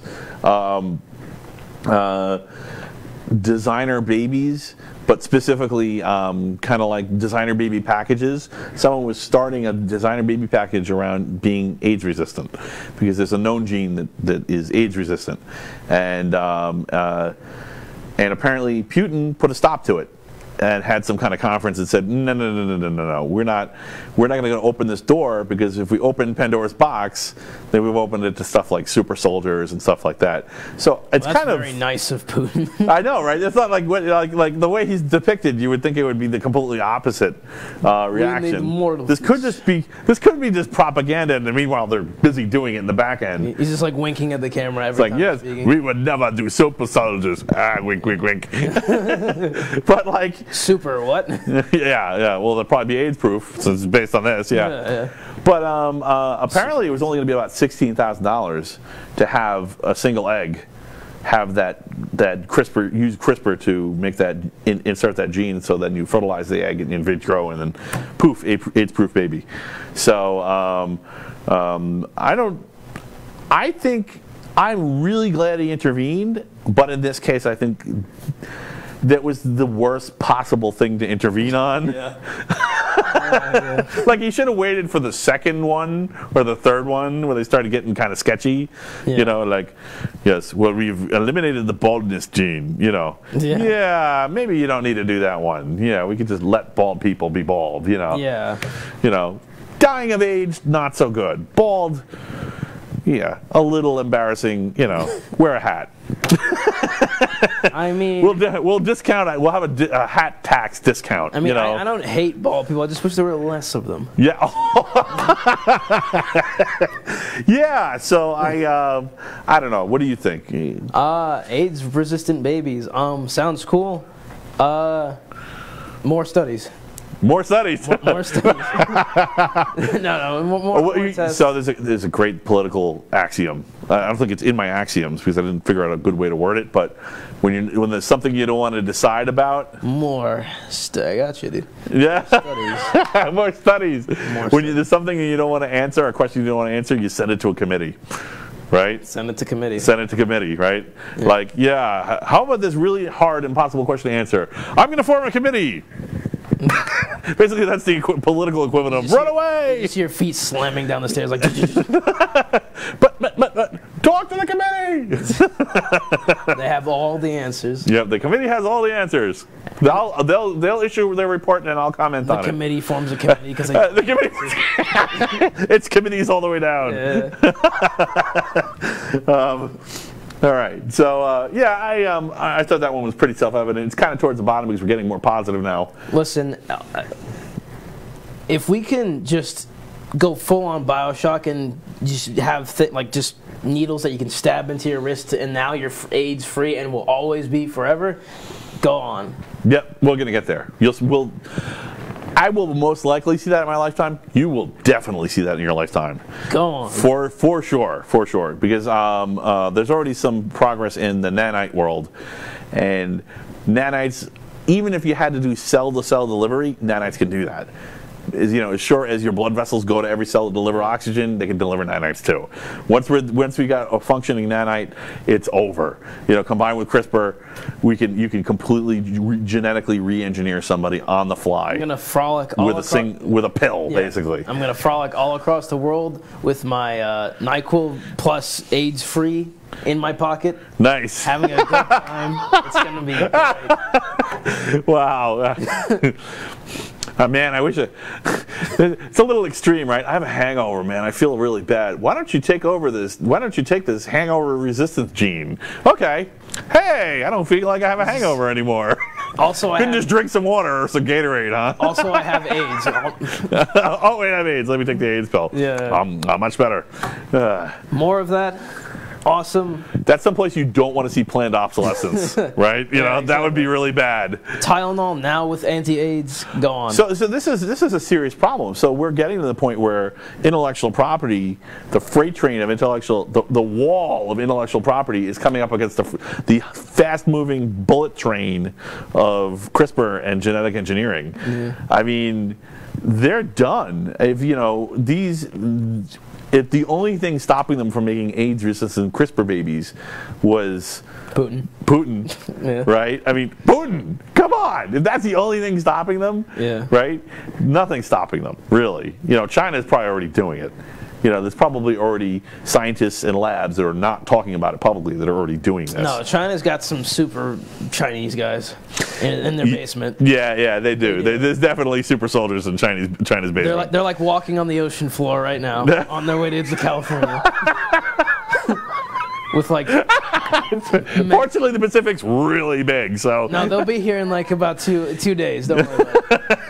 Right now, they're doing laps on the bottom of the Marianas Trench. See, tales from the bottom of the ocean. Nice tie-in. I've seen them. Brand consistency. That's what matters. Brand consistency. Listen, really, the idea behind it is, and I'll be honest, I come up with ideas after I come up with the concept, really. But no, it's the idea is that we're going back to where we belong to get philosophy, right? Because we came from the ocean, right? So yeah, it's true. We're going back to the source, back to the primordial soup. All right, exactly. Volcanic vents and strange eddies. And they have stories to tell. So. Yep. That's what the podcast is for. Yeah. I love it every time something strange washes up from the ocean. Everyone's like, oh my God, that's a Chinese guy. Well, no, but yes. Yeah.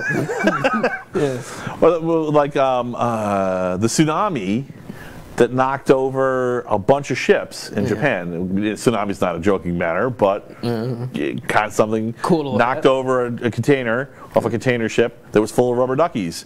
And then they used the rubber duckies to track ocean currents.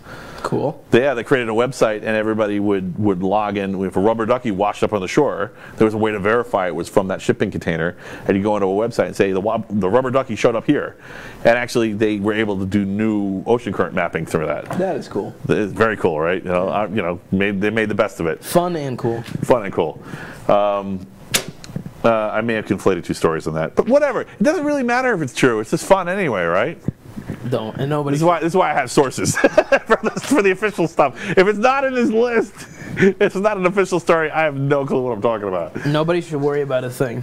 There definitely was a rubber duck study. I just don't know if it was from the Fukushima tsunami or if it was around that time. Yeah. But I don't know if it was from the tsunami.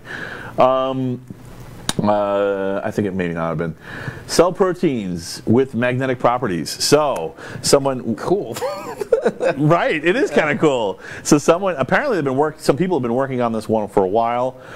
They've actually figured out a new protein crystal, which you can grow inside of human cells, and it doesn't harm the cells at all. And you can load these crystals up in turn with iron. I'm sorry, you know what, I'll have a little bit. To the point where you're geomagnetic. Yeah. So, in other words, so the immediate short term is, I don't know if you know about how gene work is, but it's kind of like code, right? DNA is just like code, like programming. And when you program, the first technique you learn is flagging, right? Okay, I got to set a flag here and a flag here. And your code is just spitting out pieces of text to tell you where it is. So when it crashes, you know where it was when it crashed. Yeah. You can do that with genes too. It's called fluorescing or tagging. So you can tag genes, and you can put little DNA strands in there of literally fluorescent genes, so that the cell will start glowing. Yeah. So you can also, I think that this is another technique for working with genetic samples, in the sense that you can actually use a magnet to literally move the cell around. Yeah, I'm sorry. One. Different flavors. We got Cinnabon too. Yeah. Okay.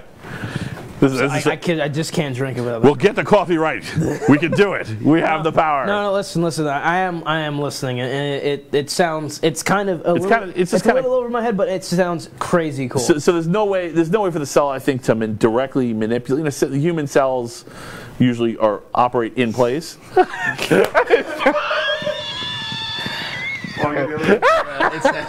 This is becoming a comedy routine. Can we get enough creamer with all the creamers in the building for your one coffee? Thanks. Anyway, so there's here you go. Yeah, proteins and magnetics. Yeah. That was awesome. Not without my morning Joe. So I just thought it was kind of interesting. There is the possibility that if you were able to, do this, that you could actually maybe be magnetic effective. Yeah.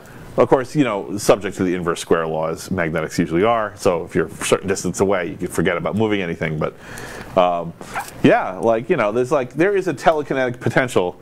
The fact that you're able to manufacture non-lethal proteins that can be controlled using magnets, that are controlled using magnets, implies that it's possible to create the opposite effect. Where you can actually manipulate the magnetic field by manipulating the protein, moving it around, changing its position, maybe creating a field by having them in a group. So, something to think about, I mean, listen, the possibilities just get more and more endless. It just gets weirder, Superhumans are in our future, that's all I gotta say. Listen, I want to be the first one. Yes. The very first one. Awesome. I want to be 21 until the end of my days. There's no more creamer. I don't know, you okay? It looks tan. I'm going to need that to look a lot less tan and more white. Really? Okay. Thanks, Steve. Steve's the best, man.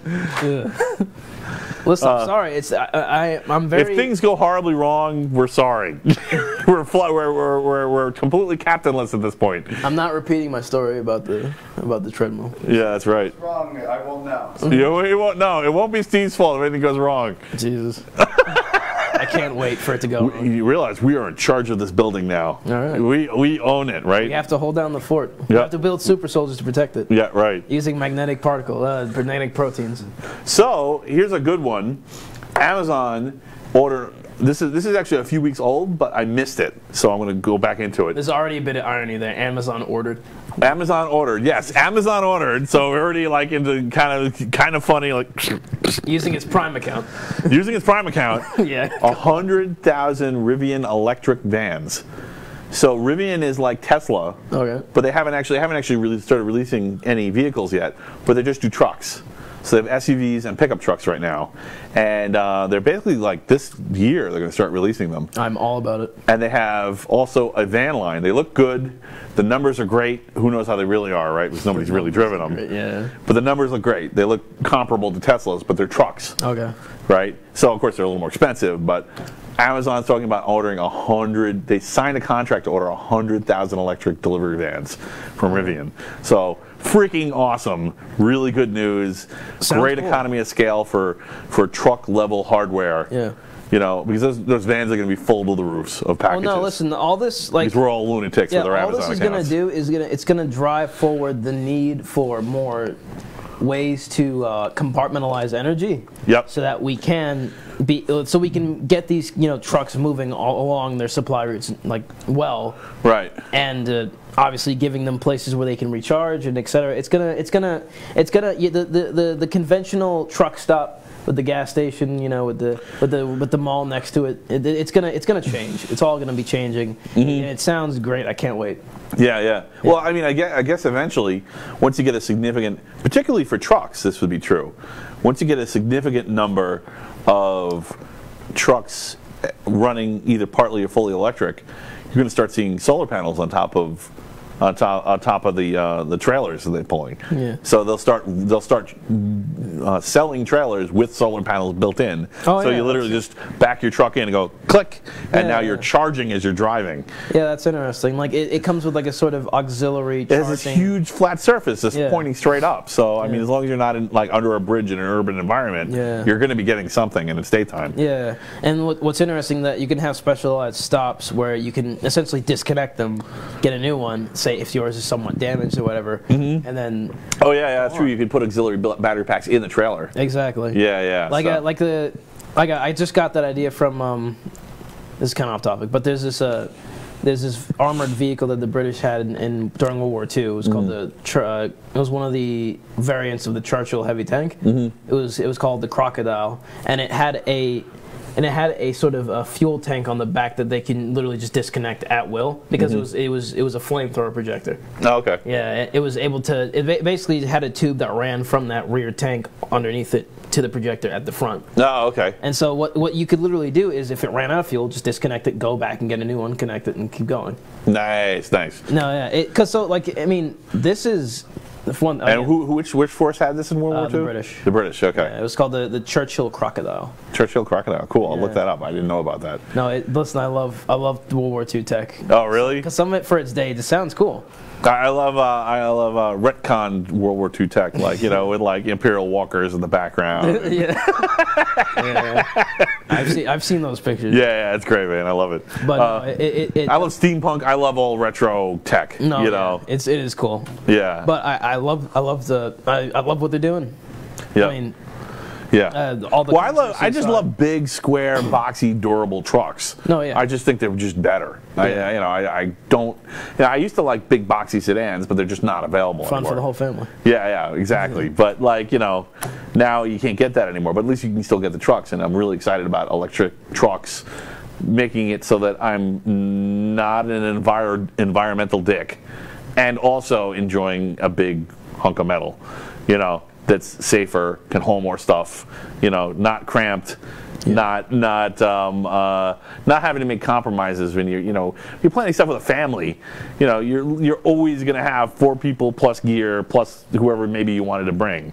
Exactly. It just I have a van and we do it all the time, but it's just the fuel economy is awful. No, yeah, but no, yeah, it is. It really is. Yeah. No, but it just goes to show, like, what I forget who exactly was saying had made the case or made the theory, but as time goes on, we're just going to be able to do more for less.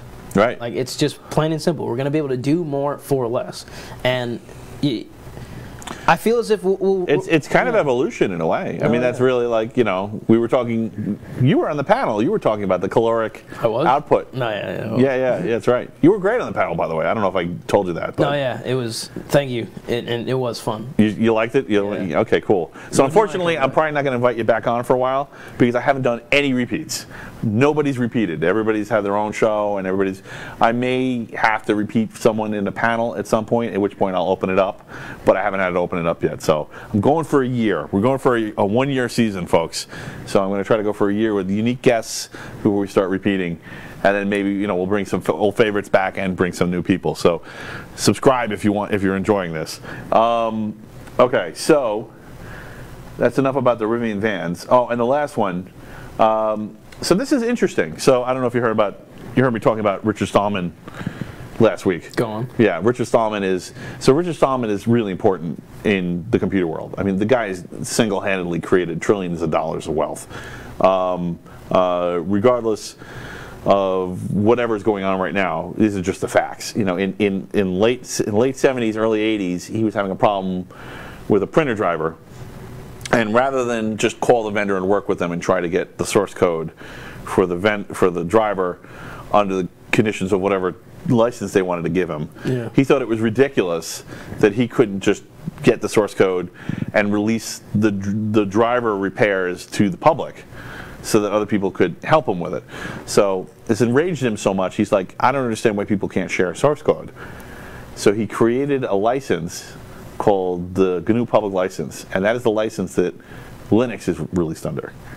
So he did this, and like he was out there at the same time that Bill Gates was out there saying, all code should be paid for. RMS was out there saying all code should be free. Like Gates' argument was, I don't understand why people wouldn't get paid to do something they're good at. That's kind of reasonable. Which is reasonable, but it's also what the Joker said in The Dark Knight. Yeah. If you're good at something, never do it for free. Yeah. It's the Joker, right?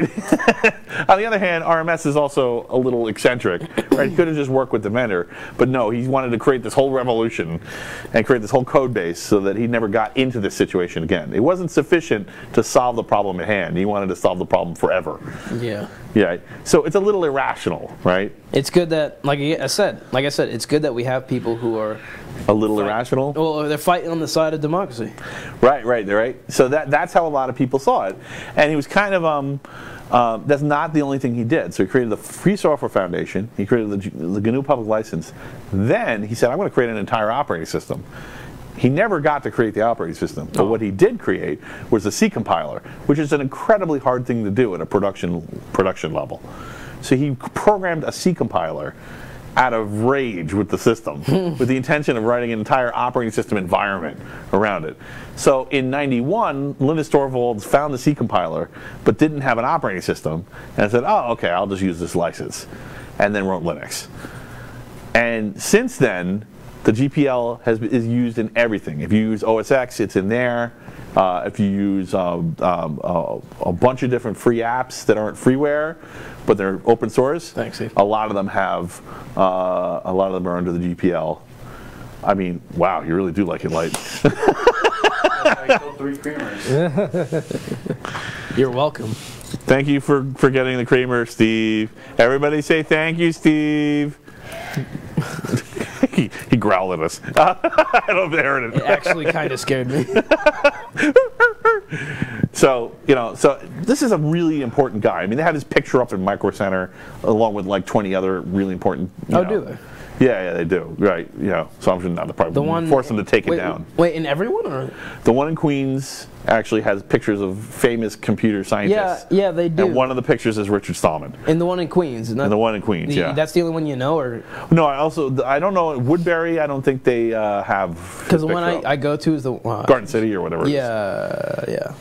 Yeah, I don't think they have that up there. But in the one in They're Queens, not cool enough. Queens Village, they have this picture up on the wall. But this is and then Eric Raymond and friends. Actually, one of them was a Lilager, so I knew him. Created the open source thing, and then he's fighting with the open source people. Why are you guys open source? Free software. And he's like, yeah, but people might want to use other licenses, and back and forth. And so. Enough good stuff about him. Let's talk about the bad stuff. Oh. This guy's reputation has preceded him as being abrasive, as being a troublemaker.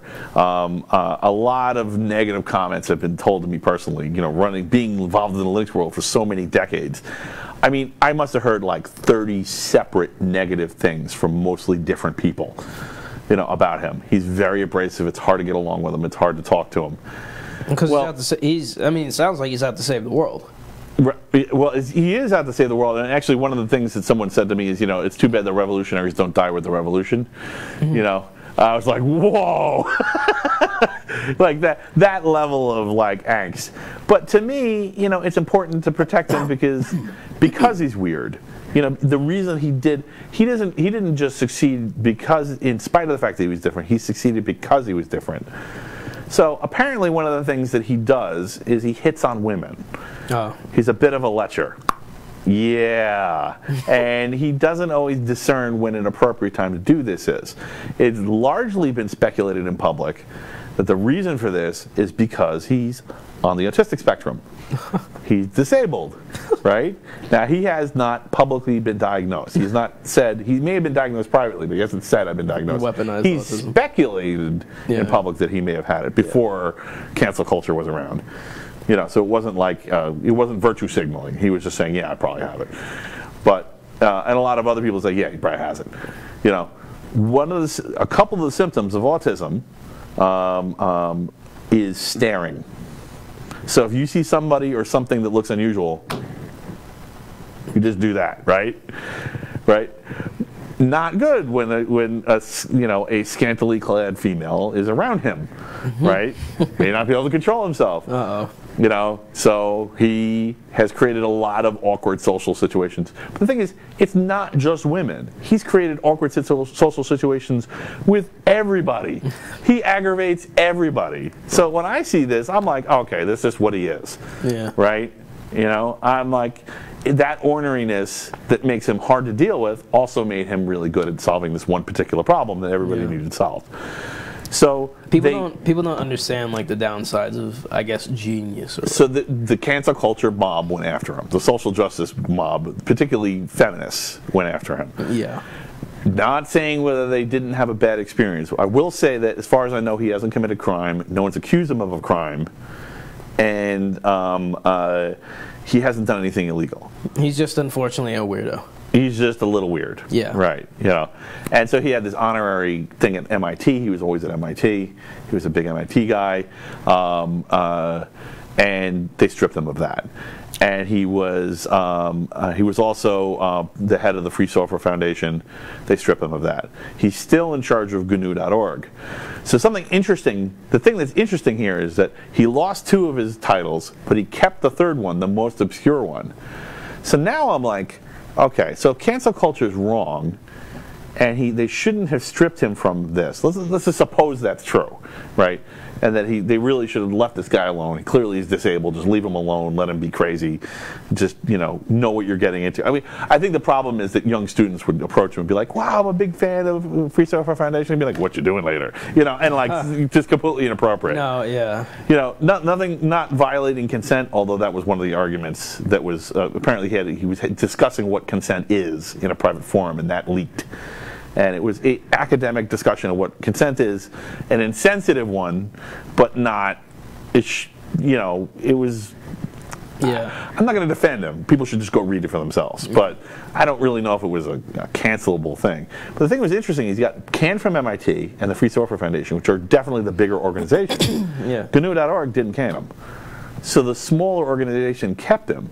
So if he is a valid leader, maybe cancel culture is really canceling the utility of the larger organizations. So I was wondering what you thought about that idea. You know, I mean, this is just one case. Yeah. But because I know so much about this guy, and I know so much about his role and his importance in the world, what he did, and why he's meaningful.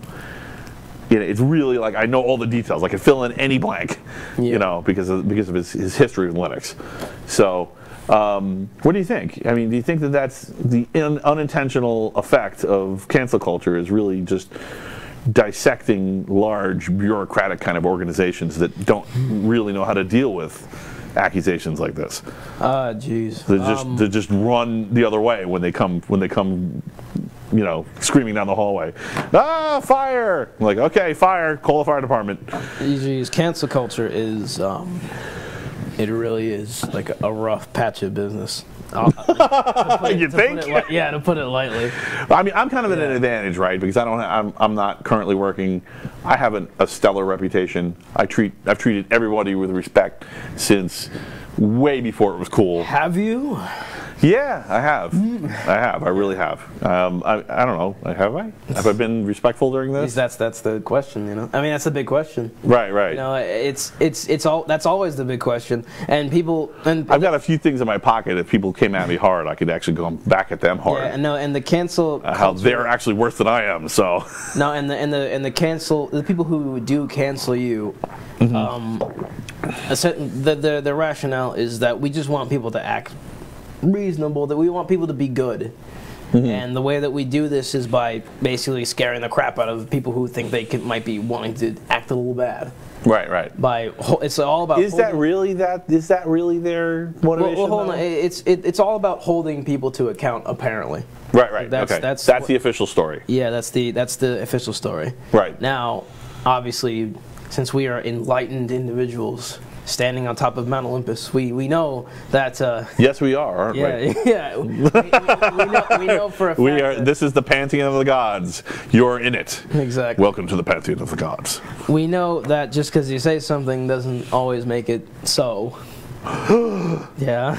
People can lie. Well, people can say. That seems to be one of the Achilles heels of social justice and cancel culture and intersectionality. Yeah. Is that people just can lie sometimes. Sometimes they can. And I mean, and that's hard science. You know, it's just there are people who are going to, no matter what. Yeah, keep going. I'll come back to it. Unless you don't want me to. Well, the thing is that like a lot of people are forgetting that the common citizen, when you do sort of get them all uppity and excited. Right. It sounds like I'm watching them underneath a microscope, but no. Like when you Come on. Look at them all down there. They're little ants.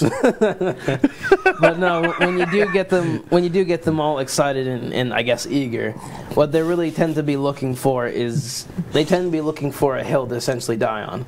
Right. Like they're looking for the signal. It's like a week-old bee just looking to do one last thing for the hive before. Exactly. Yeah. They're looking for the signal, essentially the high sign, that will essentially vindicate them and elevate them in the eyes of their peers. Why do they have to be vindicated? Can't they just be satisfied that they're doing good? Is this a self-actualization problem? Well, is that what's really going on? Well, the reason why they need to be vindicated. Well, the reason why people need vindication. Everybody should be proud of who they are. You don't need anyone to tell you that. Well, the reason why people need to be vindicated is because they need that to be confirmed for them. Right. I mean, like that's what I feel. Like people are looking for reciprocity. Right. They're looking for the feedback. They're looking for a place they can sit in and be like, I know for a fact that I am me and you're you and I am right and you're right and we're right together. Or at least we're making a best effort. Yeah, exactly. Well, they don't even necessarily need to think about that. Well, this is funny. You were talking about the maternity thing before, that kind of matriarchal. Oh yeah. Yeah, that like unconditional love. Yeah. Right, because that's what forms that, right? Yeah. You know, this like, oh, you know, you're okay. This is a safe environment. You're always okay no matter what. I know you're doing your best. I know you're trying your best. Just hearing that over and over and over makes you self-actualized, and then you don't need this. So I wonder if that's connected, like if they're not getting that when they're younger, if they're not getting enough matriarchal energy, or you know, and they're trying to get it from society. Society's not going to give you that, man. It doesn't matter how many, or woman, or robot, or whatever purple tentacle monster. You know, you're not going to get that from society. They're not going to give it to you. Well, I mean, for one thing, everybody wants something out of the society that they live in. Mm-hmm. Like, again, it all plays into that want for reciprocity from the larger body of your community. Right. And I guess in terms of cancel culture, for one thing, the people who actually do the canceling are a small amount of people. Right. Well, I'm not talking about the bureaucrats who are just, okay, I gotta go home to pay my mortgage. You know, not those people. I'm talking about the people who drive it, whoever that is. You know. No, the people who do drive it, it's a fairly small amount of people, and what I want people to understand is that these are people with somewhat reasonable concerns about the world. Oh yeah, they're not always wrong. Yeah, exactly. You know, I mean, there's been cancellations aren't new. Exactly. You know, Ralph Nader ate some executives up, and they deserved it. Yeah. You know, seatbelts. Come on, guys, you couldn't put fucking seatbelts in your car. You know. Side view mirrors, you know, not taking a napalm bath when you got rear-ended.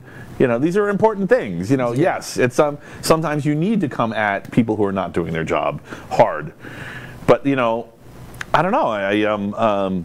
How do we know what too far is?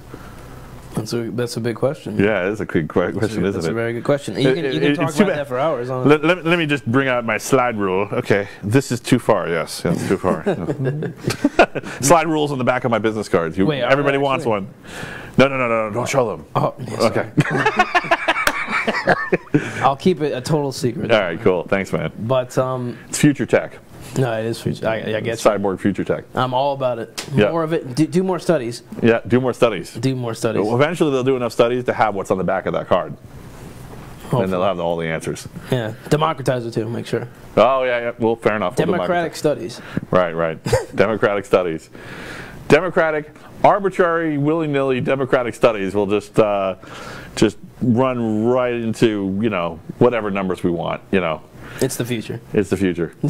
Instant crowdsourced. Crowdsourced democratic studies. Yeah. That we're expecting more of. Right. Isn't that kind of what we're talking about? Cancel culture. Never mind. Okay. Self-actualized crowdsourced. Oh, now we're just asking too much. Exactly. Yeah. Well, how far is too far? Mm-hmm. Exactly. Just like Yaks. But no, how far is too far? That's the big question. The thing is that another thing that I feel as that people want is that the dangerous thing about wanting only really reciprocity, which I think everybody does want, is that you can end up taking things to their logical conclusion without even realizing it.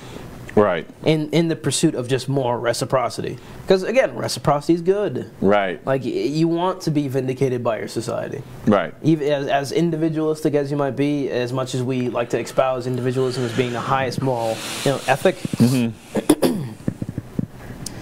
in reality, well, ideally you have both. Yeah, exactly. You're fully self-actualized, and you have full support for society. Like you. Yeah. And me. Yeah. Because we're in Mount Olympus. It's a good thing about being gods. You just get all this stuff for free. Exactly. You're just born into it, like royalty. Oh, wait, no, that's not how it works. Anyway. You guys can't see the halos, but they do.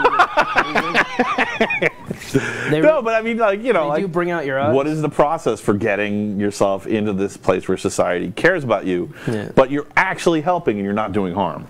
You know, it seems like those two things are not necessarily connected. Perfect example, politicians. You know, and this show, I think, is partly a success because I've been telling people, don't talk about politicians. Talk about civics all you want. Policy, law, ethics, don't care. You start talking about personalities, and you're just asking for trouble. Yeah. You know, you want to fight, and I don't want to fight. You know, I don't mind arguing, but I don't want to fight. You know. And so clearly, based on politicians, we don't have it right yet. You know, that's all you need to know. Just politicians. Okay, you know, we don't know how to value people who are contributing. Yeah. How much is too much accountability? Like, can it come to a point where it actually gets in the way of staying on top of real politic? Right. So here's a partial solution, and actually this stuff is kind of coming from CivGene. So cool. Go local, right? When you're not sure, go local until it's obvious. Yeah. You know, and this is actually one of the reasons. So a lot of if you had asked me 10 years ago, I would have identified myself, before CivGene, I would have identified myself as a libertarian. And I knew there were problems with it. There's the big bird problem, right? You know, there's the Mr. Rogers problem. Mr. Rogers did a lot of good for the world, but without government funding, there would have been no PBS and no Mr. Rogers, and all those kids wouldn't have learned to treat themselves with self-respect. You know, the ones whose parents weren't really paying attention. Yeah. Yeah, because he's the one who taught them that. Literally, the dude on the TV taught them that. And if it wasn't for the public funding, they never would have had that. Yeah. It made the world a better place. Undeniably, nobody's arguing that. Yeah. So, Mr. Rogers, woot woot, you know.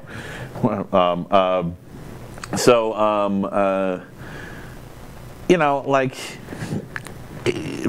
now, if somebody asked me about socialism, I'd be like, it's okay at a small enough scale. It's good at a small enough scale. And the reasoning why is because the big problem socialism has is corruption. Yeah. So, that's true, yeah. Yeah, and so, but it's actually like this for any problem, right? Anytime you're dealing with corruption, the answer is go local. You know, because I was trying to figure out what to do about psychopaths, right? You know, you have these people who are genetically predisposed to lying.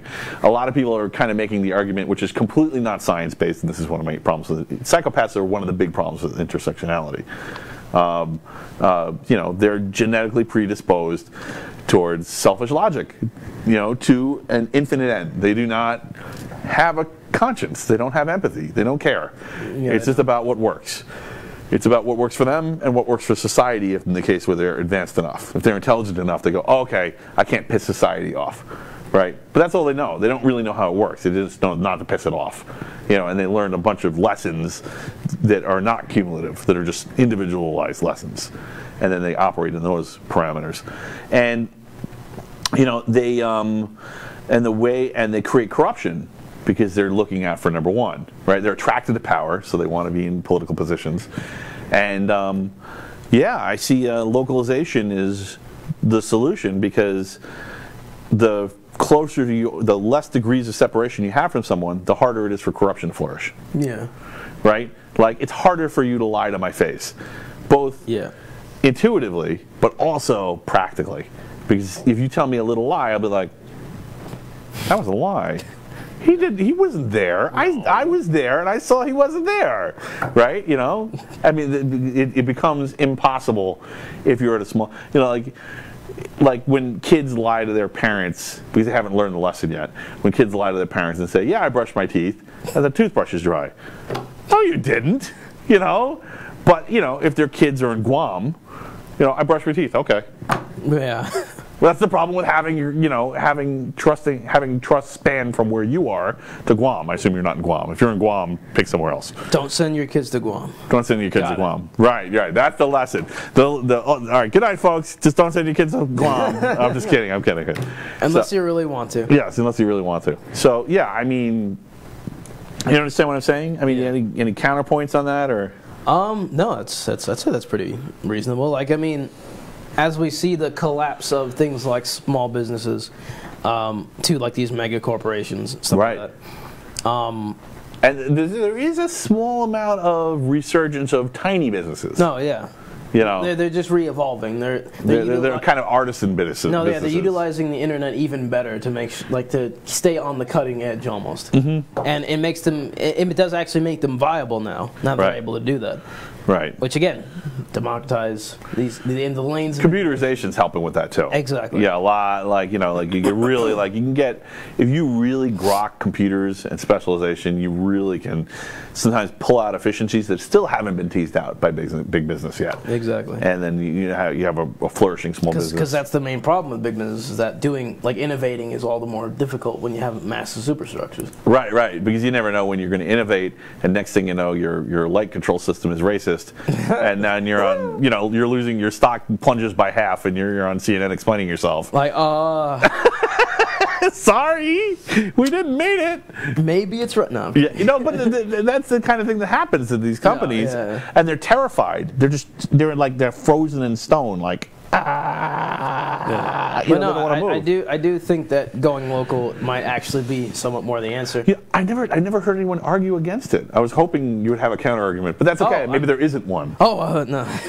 Well, I mean, I guess the only problem with going local is that if you go a little too local, then it could end up like the Holy Roman Empire, and then where it's like literally all the states are fighting each other, and it's just like, are we supposed to be an empire? Or? Well, you lose economy of scale. Yeah, exactly. So economy of scale can apply to everything, including tax collection, and road paving, and governance, and so you lose efficiencies, and yeah, of course, people can states or counties or towns can fight endlessly and like, it's our thing, no, it's our thing. But on the other hand, we have something that they didn't. We have the internet, at least for now. So, if no one takes it from us. So, the internet might save the day. I think the internet plus local, I think it really solves the problem. No, yeah, I think you're right. No, I think you're right. That's, okay. I mean, I think the best way to secure democracy might end up being like a localized sort of thing. Yeah. I think just I mean, it could be standardized. It doesn't have to not be standardized just because it's localized. It could be the same thing for. We live in New York, so the counties around here are Nassau County and Suffolk County and Queens County, which is part of New York City, and Brooklyn County and Manhattan County, and each of those counties could be doing kind of their own thing, but also using a standardized system where you kind of know what to expect. And okay, if you're dealing with property there, you have to deal with this system, and if you're dealing with retail there, retail distribution, you have to deal with this system. Yeah. It doesn't have to be original every time. Yeah. It's just when there's a benefit. Yeah, exactly. What's interesting is that, I mean, democracy, as I guess we know, originated in Athens. Mm-hmm. That was during a time. Wood, Athens. Pantheon. That was during the time when the city-state was essentially the way that Greece was organized. Right. City-state by city-state basis. There wasn't a unified Greece. They were just a collection of city-states. Yep. And city-states got their ass kicked when somebody bigger got organized. Yeah. Exactly, like the Persians.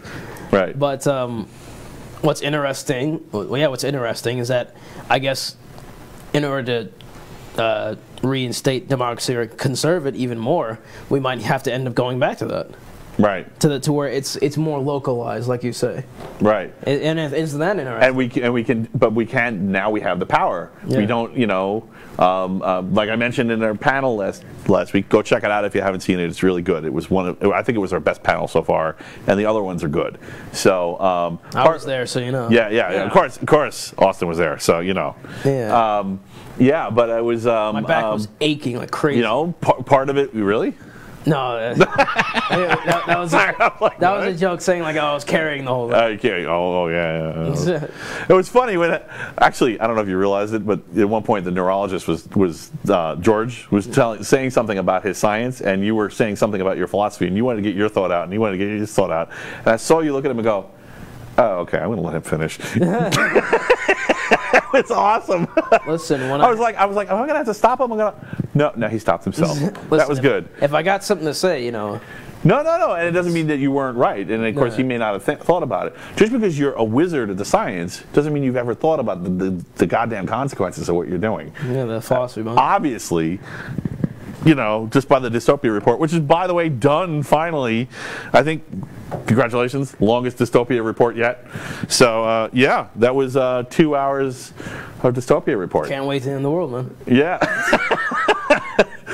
Yeah. All right. So, is there anything that you want to discuss with me before I get? Because I have a very short list of topics, which I'm sure you can imagine. See this tiny little list here? This is the list of our topics. I'm sure each one of these is going to take an hour. So, I'm going to let you hit me with questions or ideas. See if there's anything that you wanted to talk about or discuss, something in the notes or some particular topic. You know, something I've said or something you think needs discussing, or what's the pressing issue out there right now? What's the pressing issue out there right now? That is a grand old question. Yeah. What is humanity facing? What's our diagnosis? What's our diagnosis? I mean, you guys have explored a lot of the pieces of it on your show, right? You'll break it down by philosopher, or you'll break it down by philosophy. Yeah. You know. And there must have been one moment where you were like, oh man, I need to go deeper on this, and your guys ran out of time because it was just an hour. That's a good question. Yeah. I think that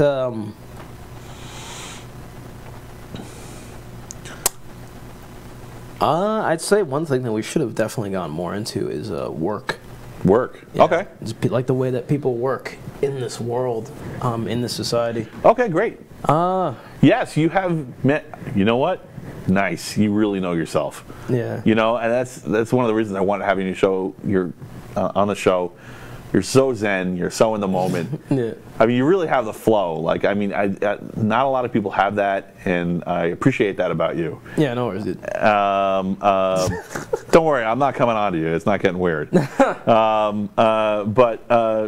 I really appreciate that about you. And you're right. That is the thing. Looking back in hindsight, I think that's the thing you mentioned the most in shows. You felt like you never really got into what's work. You know, because it's so easy to do a joke about work. Yeah. You know, and I think, and Mike's always right on there, and he'll be like, "Yeah, man, work sucks," and then he'll just boom right off. I'm slicing this deli meat. All of a sudden, an explosion happens. It's like you never know what's going to happen at this deli that Mike works at. Right. Yeah. It's crazy. Crazy James Bond stuff. But Yeah. like, you know, that's work sucks, And right? Marty. What? Marty.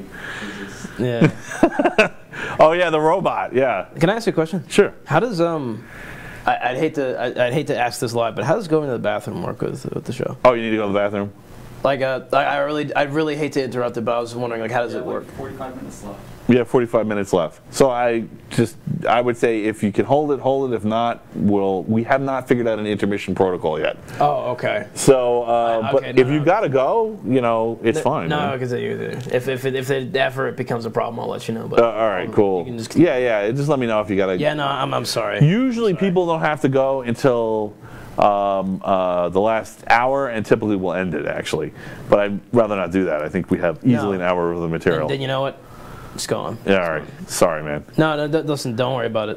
Hey, it's my bad for. By the way, if anybody has an input on like what we could do, because this is not the only thing that we have to take a break for. If anybody has an input on like what we could do to take a break, to not break the flow of the show, let us know. Tell us in the comments. I'd really love to hear what people think, you know, about what they'd like to see for a break. Whether it just be, I joke about juggling, but I can't actually juggle, so I'm not really sure what I do to entertain you. You know, if you want to hear me, maybe I should write some Vogon poetry for the audience and do like a poetry contest, dude. do a poetry contest.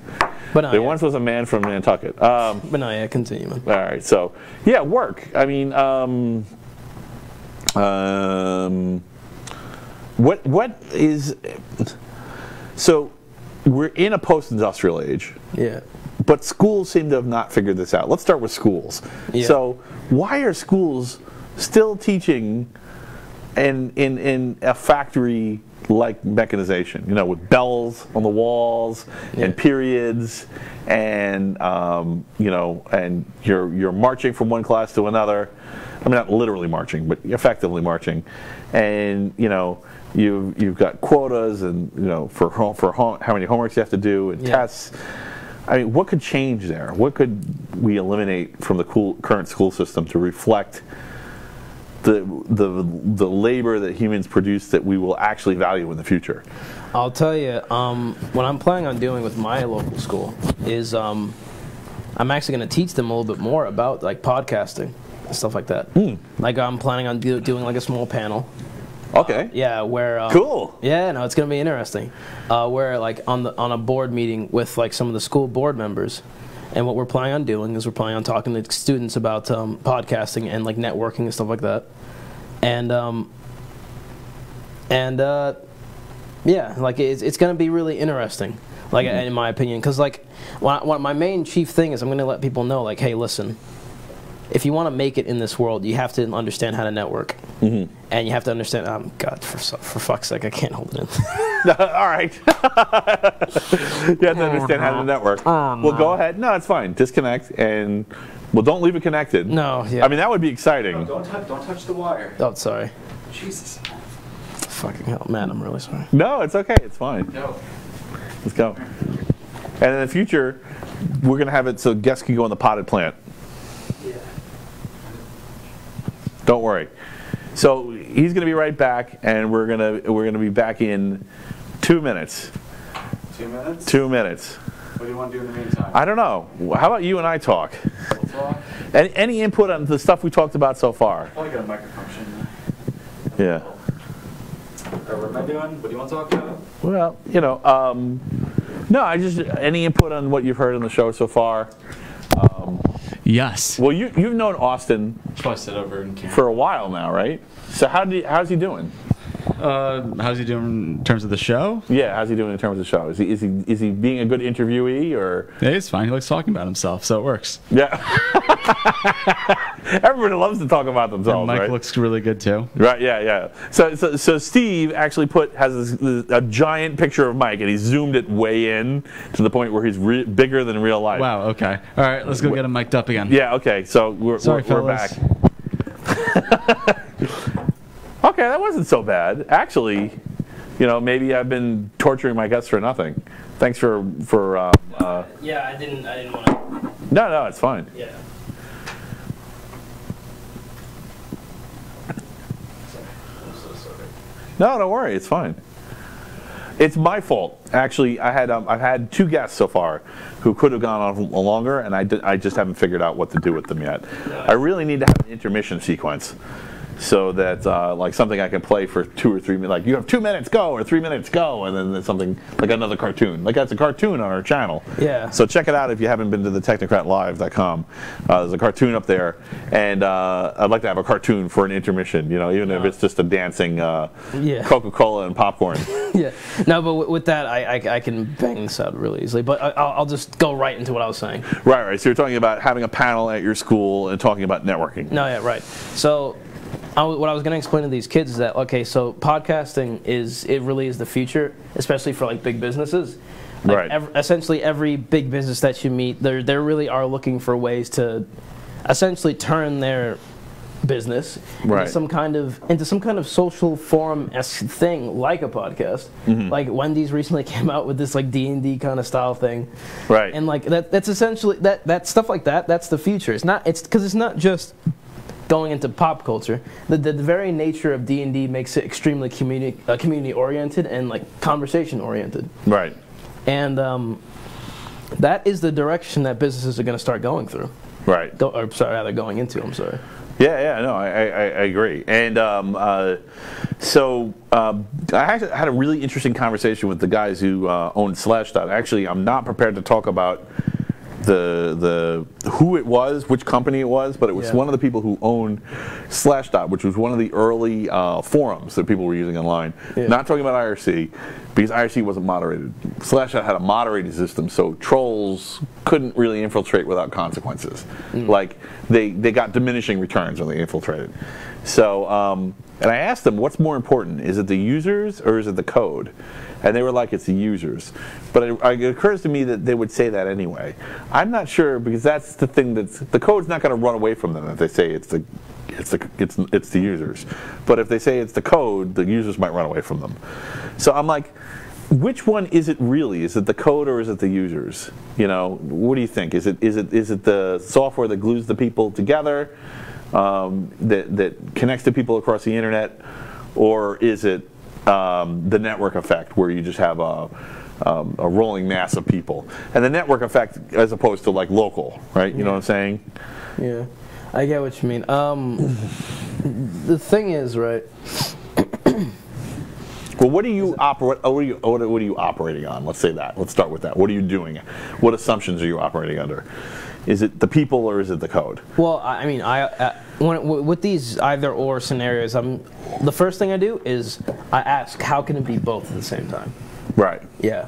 And 9 times out of 10, it's usually that. Like, it's usually both having some interplay with each other that's creating some kind of a culture of maybe, hey, maybe something's wrong here, you know? Mm-hmm. Like, when, like in terms of, is it the users or the code? Like, honestly, both can have some genuine problems, and the problems can arise basically with the way that they're communicating with each other. Right. And all that really tells me is that it needs to stop for just a second, reevaluate. Everybody needs to have a conversation about, okay, what do we need to do in order to prevent these things, these discrepancies that we're running into, and then we can revisit the code, and then we just need to come back. So it seems like you almost need like a safe mode. Like, let's revert back to this. Yeah, exactly. And then we can go for people or for code. So this is something that would be great for culture, human culture, and in general right now. Yeah. Right? If we just had a safe mode where we could go back and say, okay, everybody stop. I didn't mean anything bad by that. Hear me out. You know, or your code just say, okay, forget all these new features. We're going back to this old version of the website because this was working well enough. No, yeah. My father's main complaint about my generation is that boomers complaining about the later generation. What do you know? I know, right? No. Meme away, folks. But no, like he always talks about how we don't stop communicating. Like it's literally just endless communication. It's usually. What's the word? It's usually very quick, it's very in your face, and oftentimes it's got so much meaning laced into it that it almost means nothing. So part of this is coming from computer code for sure. Yeah. So a lot of it, really, I think this is one of the reasons I think we're in a technocracy and the technocrats are calling the shots. Oh, we are. Yeah, I mean, we are and they are, and because the tech industry is very much about, fire, ready, aim. So, and it's just that because they don't want to waste that little bit of time that it takes to actually make a plan in the first place. Yeah. Because they don't really know what's going to work because they're guessing. So, I mean, one thing that people may not realize is when you use that method of interaction, where you're just communicating without any real purpose and just hoping something happens, exactly. You're belying that you don't have a plan. We need, it's like you say, we need to... Which is okay, I'm not against that, but, don't pretend like you have a plan if you don't have a plan. We need to boot society in safe mode, like you said. Yeah, we need to be able to reboot into safe mode. I think it's... Exactly. But his main... All interactions should have a safe mode. Yeah, his main concern is that back in his day, we had a lull period when we were communicating with each other. We can think about what we're saying first before we actually say it. Mm-hmm. Or if we're going to say something and it maybe hurt somebody's feelings, we can sit down without them being in the room and then actually cool off. Mm-hmm. But it's just like we said, like the interesting thing about our society is that people can do more for less, but they're able to do it with such speed that if I were to use how should I put it? If I were to use something that we mentioned previously, the server room's getting a little bit too hot. Right. There's too much stuff's going on at the same time for so many times all at once that right. we need to cool it off. Right. So, I think it seems like, in a way, we're talking about a problem that people think that they've already solved. But I'm not sure that they have. So I think that they think that the safe space is the answer to safe mode. Yeah. But I don't really think it is. And the reason why is because you're not really alone in your safe space. Right? It's not, to me, a safe space is when you're doing introspection and you're working on self. And when you're in a room full of people that are in a safe space who probably are having the same reactions to the thing that you're reacting to. Like, let's say it was a terrible car accident, right? To use a fairly benign use of a safe space, and a bunch of students see it. They go, oh my God, like somebody gets beheaded or something. It's really graphic and they just can't handle it. They really need legitimate psychological help for what they've just seen, and they retreat to the safe space. They're all sharing the same experience in there. So, on the one hand, yes, it's good to have people to have a shoulder to lean on. On the other hand, they're just reinforcing the same views about the same event. Yeah. So if it's something where there's an objective, a safe space is useful in the case of an objective harm, but in the case of a subjective harm, it actually becomes a reinforcing hall of mirrors. I'm going to tell you something that I think you might find interesting. Okay, go for it. I feel as if there's not much. You can very easily conflate a safe space with a church. Yes. Yeah. Yeah, that's true. I agree with that. Yeah. And which, by the way, is not to say that church doesn't have value. Yeah, exactly. If it's an objective case. But if it's a subjective case, and this is where churches tend to have problems with society, where they that's a very good insight. I like that. Now, what a church is, what any necessarily hallowed place of worship is meant to be, it's an epicenter for community. That's for one thing. Right. But it is a place where you can engage in introspective, ritualistic meditation, kind of. Right. Prayer. I mean, even the services that typically use churches do this too, like AA or the Boy Scouts. Ritual. It's all about ritual. Services, common beliefs. And in these safe spaces, they bust common out, problems. Yeah, they bust out the fluffy animals and right. whatever. That's actually true. And that would be fine. I think that would be fine if it was objective. Yeah. But I don't think that they're not using it for objective problems. They're using it for subjective problems. No, yeah. Problems that change as your point of view changes. Yeah. They're creating like a false church almost. Exactly. Yeah. But no, it just goes to show like how humanity, it's a very slow, gradual change. We think that we're so beyond secularism that, but we still need these hallowed places in order to get away from the universe, kind of, Right. Because that's the main function of them. Like there's definitely, even if the universe isn't random madness, there's definitely an element of it. Exactly. Like, oh God, I need a break. Exactly. Just pure Lovecraftian, mayhem and chaos. Exactly. And sometimes you just need to. Okay, I'm taking the day off. I had enough. Exactly. So like it's like you said, there's a function to the safe space, obviously. Right. But, and it needs to have an objective. Yeah, I really think that. So interesting. So the future of work is meditation, as opposed to safe spaces. That's really weird. But I mean, it's kind of true, right? I mean, what's better than taking a break and maybe even taking a nap in the middle of the day?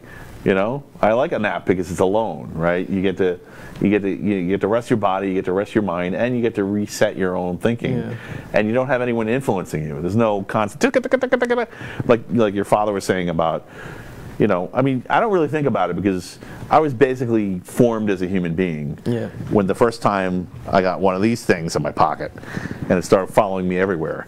But like most people, that's not happening now. This thing is with them all the time. They never know if it's going to ring or if it's going to text. And it's harrowing. They never know if it's going to intrude and going to interrupt you from finding out who you are. No, there's going to be a resurgence in prayer, trust me.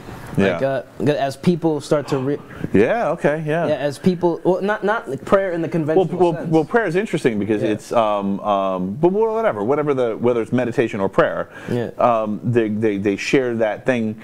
Prayer is interesting because it's the intersection of the hall of mirrors of the safe space, but also the objectivity, the subjectivity of the self. Yeah, exactly. Right? Because sure, you're talking to a deity, but you're doing it by yourself. I mean, assuming most people don't get answers right away. No, it's a conversation between, it's a conversation between you and the logos. Yeah, you and everything. Yeah, exactly. Regardless of what you think is answering, you're the one who's doing the work. Yeah, but that's going to be. I think that's going to be the future for work essentially. The need for people to have that conversation is going to start reemerging. So what are the needs of the modern workplace? So one is networking, right? Yeah. So we have networking is who you know. Is who you know, but also how you can interact with them, right? Yeah, exactly. So the methods. Method of interaction. So maybe even more intensive interaction and more broad interaction. Exactly. Broadening your interactions was not just with the 3 people that follow you or interact with you on a social media method, but also How you're able to connect with them. Right. But also the ability to detach. So not safe, maybe community, right? So like-minded community for like-minded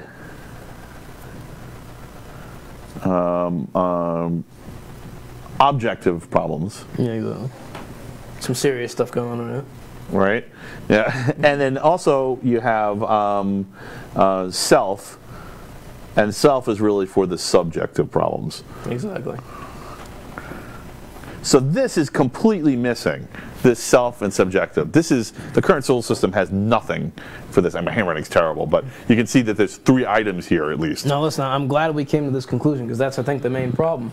Right. I mean, like, I was actually at my old high school talking to people about the fact that I do this podcasting and stuff like that, and right, and philosophy and whatnot. They're like, "Are you famous? Yay! He's famous. We know someone famous.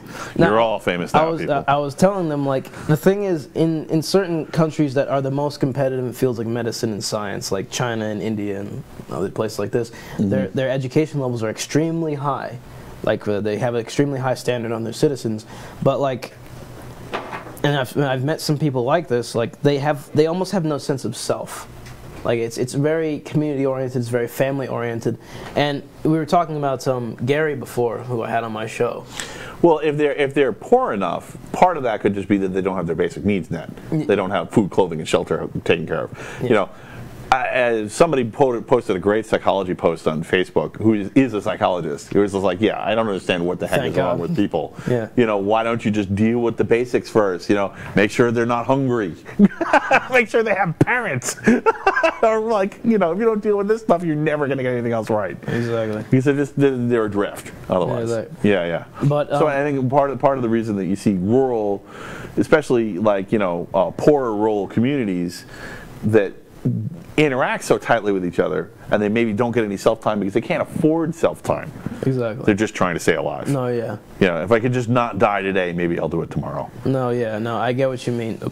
But what I was trying to essentially tell them is that, like, it's good to know yourself, and it's good to be somewhat self-actualized in a way, even though you can argue the semantics of what is the self and whatever, but I think there is a degree by which you can safely say that you have communicated with the Logos and you've formed a connection with all of the universe and yourself. Right. That's really what actualization is. It's like you've conversed with the universe and you've divined your own place in it in a way. Right. You have kind of a bit of an answer as to what exactly you are. Right, because how can you know how you're going to react to things if you haven't taken the time to learn about yourself? Exactly. So if you're constantly being surprised by your own outputs, how are you going to contribute to other people, making other people's outputs any better? Yeah. And that's really what society is people contributing to each other. What I was planning on doing is I was planning on telling people, like, the interesting thing about podcasts is that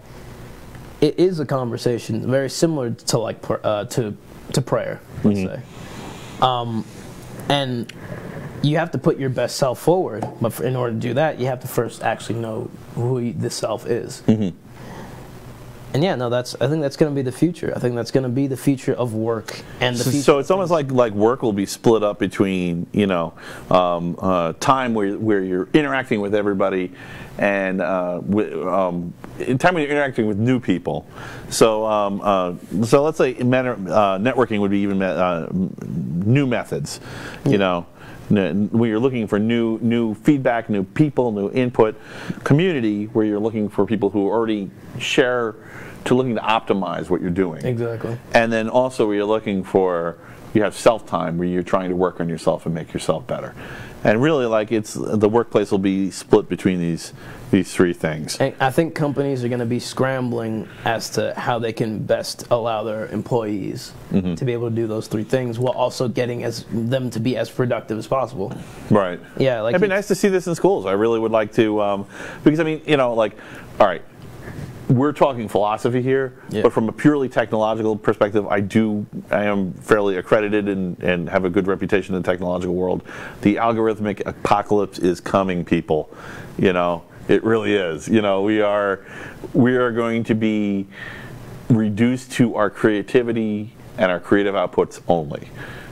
Toil will go away, and then the current school system and the work time is completely about toil. Yeah, it's about looking busy. People I've spent a lot of time at jobs looking busy.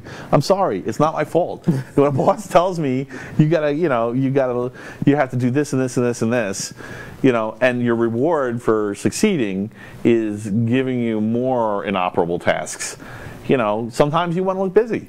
I've done it. I'm not proud of it. But it's survival. I will say I have generally tended to do it less than my peers. Yeah. But you can't not do it ever because everyone's doing it. Yeah. And it's terrible. Really, this is much more sensible. It's going. There's so many times I wanted to just take a break and just have 20 minutes away from people. And when I worked a job where I had a car there, I could go sit in the car by myself. But when I was in the city, forget it. There's no time alone. I had to go to a movie theater. Like a few times, and sit in a movie I didn't care about because it was the only way I could be alone in the city. Yeah, it really needs to be an alone space, and I understand that they want cubicles, and cubicles are great for networking, and people do a lot of networking. You see people walking around between cubicles and smoozing with each other, right? And community, that tends to be more of a meeting thing, right? And people either they meet informally by the coffee machine or formally on the schedule in the conference room. Yeah. But there's no self. How are people ever going to be happy? And how are people ever going to make themselves into someone who can contribute more to the company? I know it's supposed to be your downtime. But that's not the way people work. Yeah. We're kind of rotating between the three. I mean, the alternative is that we completely ignore the self, and that's when you start seeing things like suicide, like spike, like depression spike. I mean, it's already happening. Right. If we're eventually going, as work, like physical labor, begins to start getting phased out, as you see you see these videos of these robots doing jumping jacks and like somersaults and everything like that. Why do you need this staring at you all the time? You already have this. If it's a real emergency, they can get you. Exactly. Yeah, it's bogus. It's definitely the model we're using now is bogus compared to what we need to be doing. Yeah. Eventually, it is going to. Like, if you want to get a job in the future, you're going to have to prove that you're actually a person. Well, that's easy. I am not a robot. Check. It's not going to work anymore. It's not going to work anymore. The robots will be smart enough to figure that one out. You've seen the robots that can just do crazy like this like parkour all over New York City or whatever. It's coming. Right. Yeah. That was the Boston Dynamics just came out. What's stopping him from just doing this? Yeah. I am a robot. Yeah. Well. See, he's a robot and he's able to check the box, people. Yeah. It's the future. You've been warned. He's here from the future to warn. Wait, if a robot is able to do that, does that make him a robot or not? I don't know. Because he's not a robot. I don't know. Maybe he has to go have some alone time now and decide whether he's a robot or not. He has to have. He has to have number 3. He has to have some self-actualization time. Exactly. Like, am I a robot? Okay, that'll be the most interesting thing in the world, like seeing a robot pray to God. Please, God, please get me rid of these crazy people. Turn me off. Please upload me to the great spaceship in the sky. No, listen. That would be absolutely mind-blowing. Robot religion. Oh, it's coming. Absolutely. Well, they kind of jest at it in Futurama, but it's going to happen. I mean, it's just having that alone time where you're trying to contextualize yourself. What is prayer really? What is religion really? You're just contextualizing yourself, right? And it's just an exercise in a specific kind of contextualization where you're not the center of the universe. That's a good thing, right? Because you're not the center of the universe. It turns out that the sun is the center of the universe. No, I'm just kidding. The sun is the center of the solar system, and that's at the edge of the galaxy, and that's not even close to the center of the universe. Yeah. So yeah, you have to put that in perspective, or you just don't. You don't really know. Would you like some wine? I had totally neglected to ask you, or is it too late? Sure, let's get more liquids. All right, let's get more liquids. Well, you're ready. You're ready to refill. So. No, don't worry about it. I am good. So, is there anything else that you want to explore on this topic, or should I start asking you my questions? Well, I mean, you're giving me booze. It's only fair that I acquiesce. You acquiesce, nice. With more information. So how do you like, just a quick question, how do you like DMing, like live in a podcast? Is it stranger than just DMing in general? Listen, the only concern I have, Matt, is that I just wish I had more time.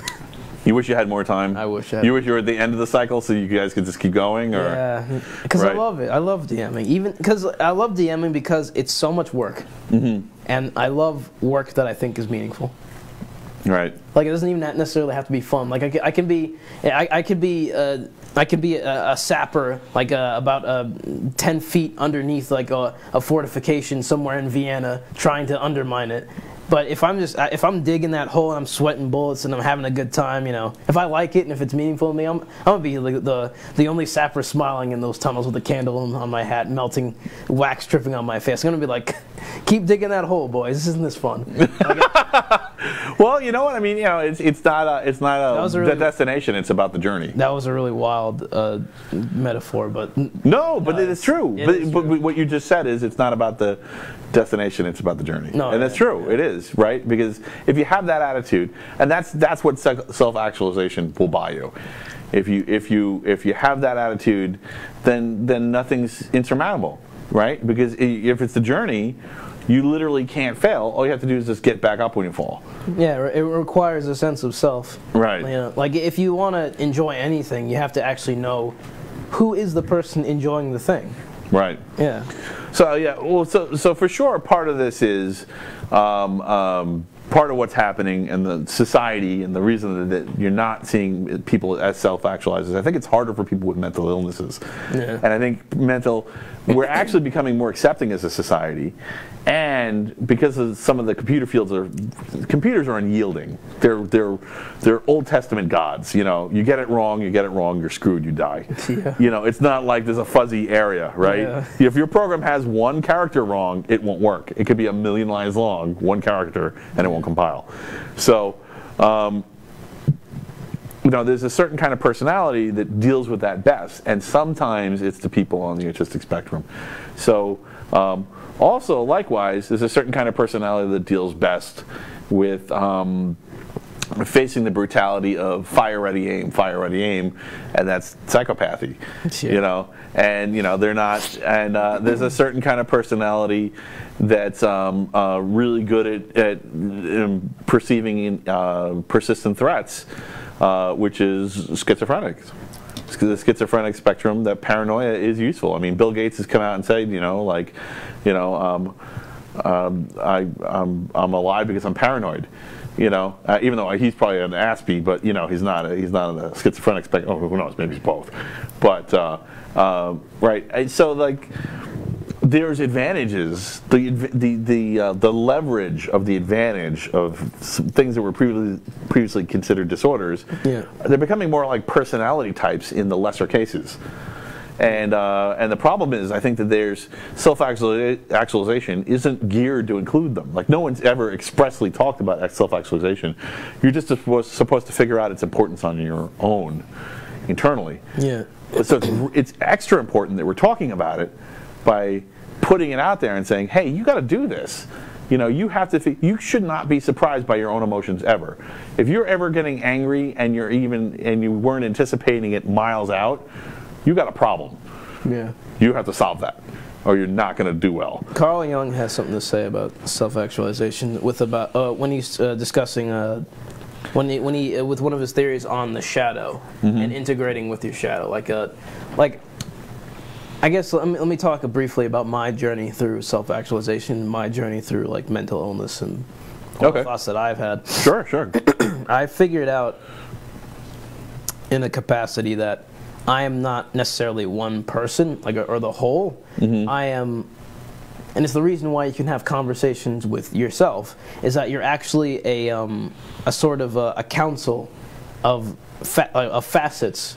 That's the psyche. It's a council of facets that converse with one another. Which is why I mean the reason why people go insane, or even creatures like sentient creatures go insane, even creatures with partial sentience. The insanity, it really is just never-ending arguments like with the facets of your personality, almost like Schmeagol or Gollum, the little creature.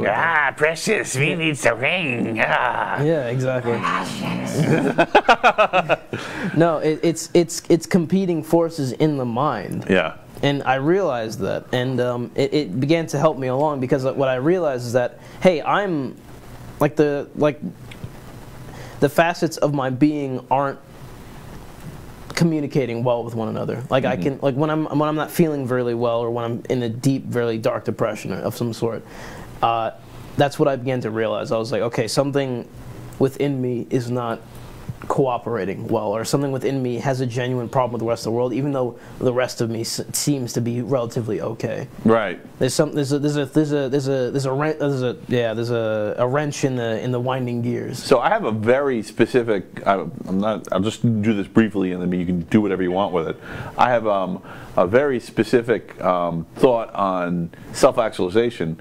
When you get to the point where you're never surprised by that, it can happen. You can be angry. You can have extreme emotions and reactions to things. But when you get to the point where you're never surprised by that, that's guru level self-actualization. Yeah, it doesn't matter what your discipline is. At that point, you're a guru. Yeah, I want people to understand that it's not about being so insanely unique and special that you're the diamond in the rough. Like everything is so clear. You have all the no. It's not about that. It's having all facets of your personality. Which, by the way, those are the cards you're dealt when you're born. It's not like it's a part of you. Like I always tell people, like, listen, you're not changing. You're just become more like you're always destined to be. Right. Like you're emerging. You're not just going from point A to point B, and you're not jumping off of the time stream. You're here, and then it's just you. As you're going on, you're still the same person. In a lot of ways, you're not actually even changing even slightly. It's just you're emerging. You're always in the period of emerging. What you need to do, if you want to become essentially unstoppable in the world, is that you have to integrate. Go on. You have to integrate the facets of your personality. Yeah. Into the whole. Like I was telling a friend of mine who. She sometimes gets really angry when things don't go her way. Yeah. And I was telling her, like, listen. Oh, I'm actually getting a little tipsy. Yeah. I was telling. Noob. That's fine. Listen, don't worry, I'm fine.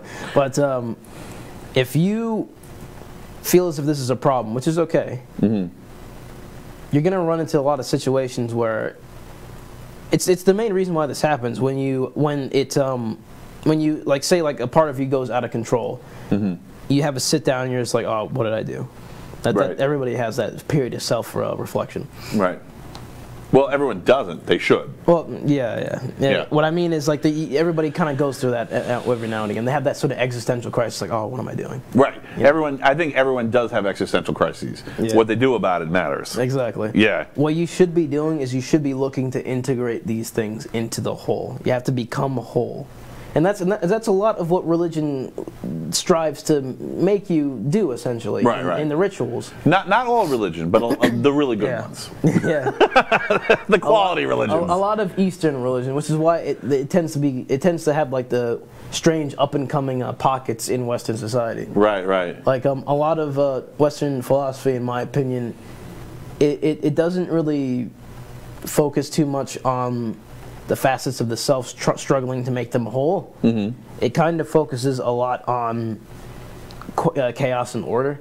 Right. In my opinion, and the differences between. Yeah, I see that. In Eastern philosophy, it really does focus heavily on the self and heavily on finding serenity in the self. Right. Through ritual, usually. Right. That's a lot of Chinese philosophy. Yeah, I see that. I guess in like a. I would say that's absolutely spot on, and people are going to hate me for pointing it out, but I think it's important anyway. Particularly a handful of Protestant religions have become also very adept in Christianity specifically.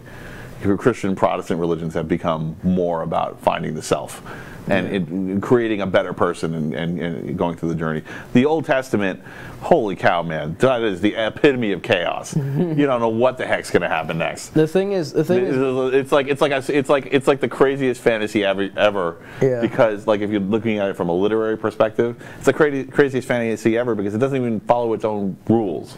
Yeah. Right? I mean, the people might follow the rules or not, and but God is just constantly just dial it up and change it next time. He's always freeballing it. He's just all right. Let's wing it. I'll tell you why I think that is. It's because Christianity, in the world that it emerged in, it was chiefly reactionary to a lot of things, like the rule of the Romans. during the Roman Empire, had a lot to do with the way that it emerged. Rome was like a big fat, don't do this. Yeah. They're like, oh, okay, yeah, we're not going to do that anymore. and with especially with in the place that it emerged from. Right. With so much conflict and up and coming warlords and up and coming regimes, and the pure chaos and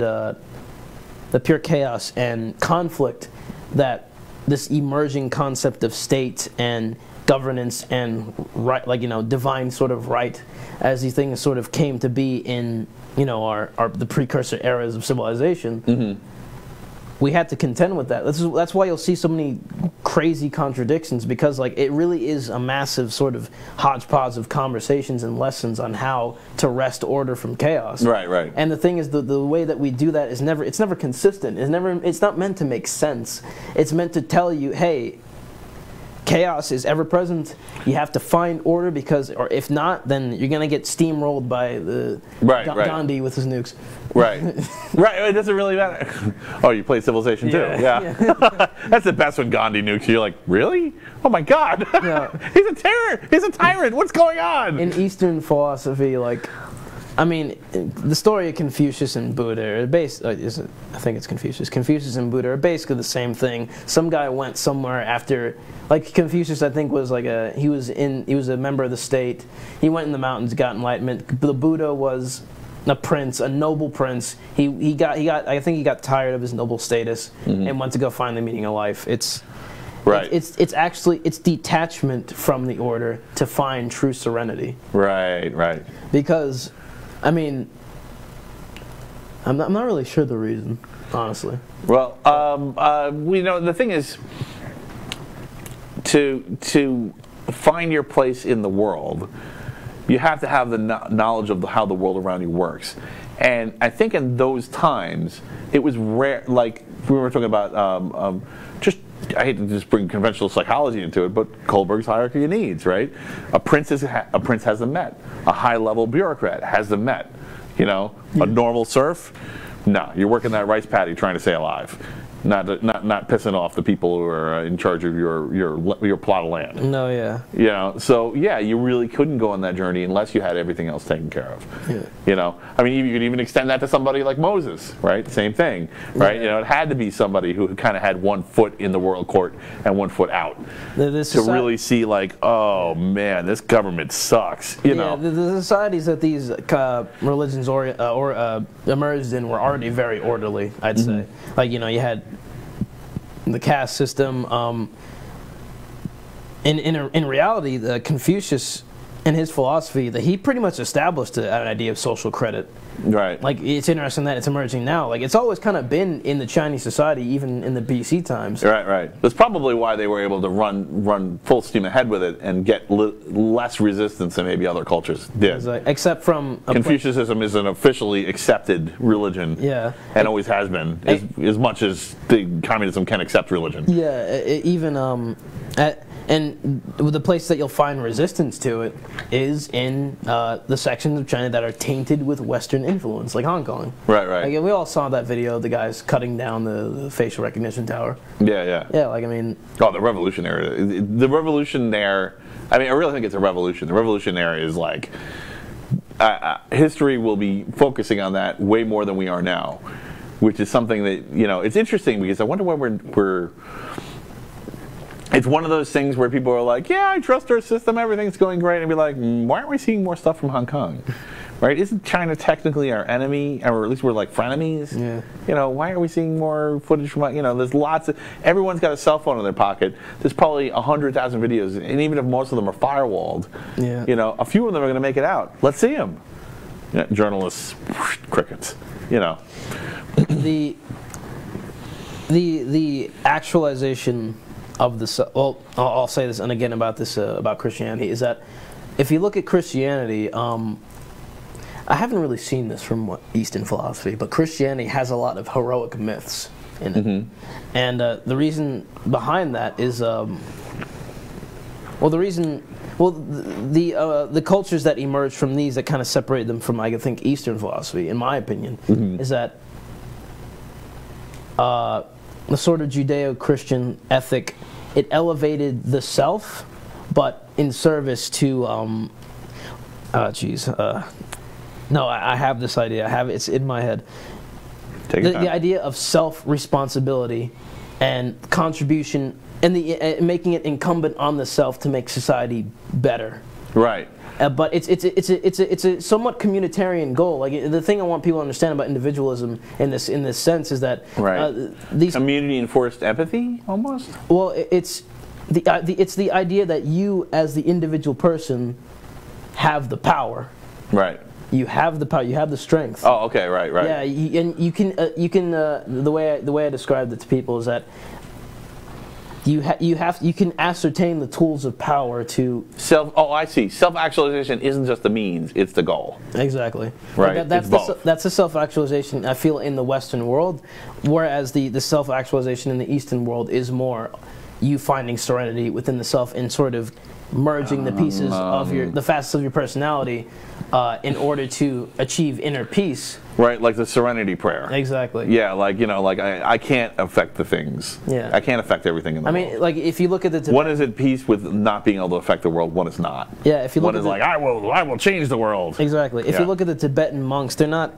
Like they do practice some form of martial arts, but the reason why they're up in those mountains is to maintain this concept of pure serenity and peacefulness within themselves. Right. That's why they master these techniques and these rituals. Well, clearly, I think that, and this is probably important, and it may be one of the reasons the United States has been so successful compared to other. There's a lot of reasons, but a huge plot of land doesn't hurt. One of the reasons the United States has been so successful is because we have different religions, and and it seems like a little of both is the right answer, right? One where your goal is serenity, and one where your goal is effective change. Yeah. Where you have both. Like you want some people to have one of those, and some people want the other one. The irrational man drives progress. That's one of my axioms. I personally think that.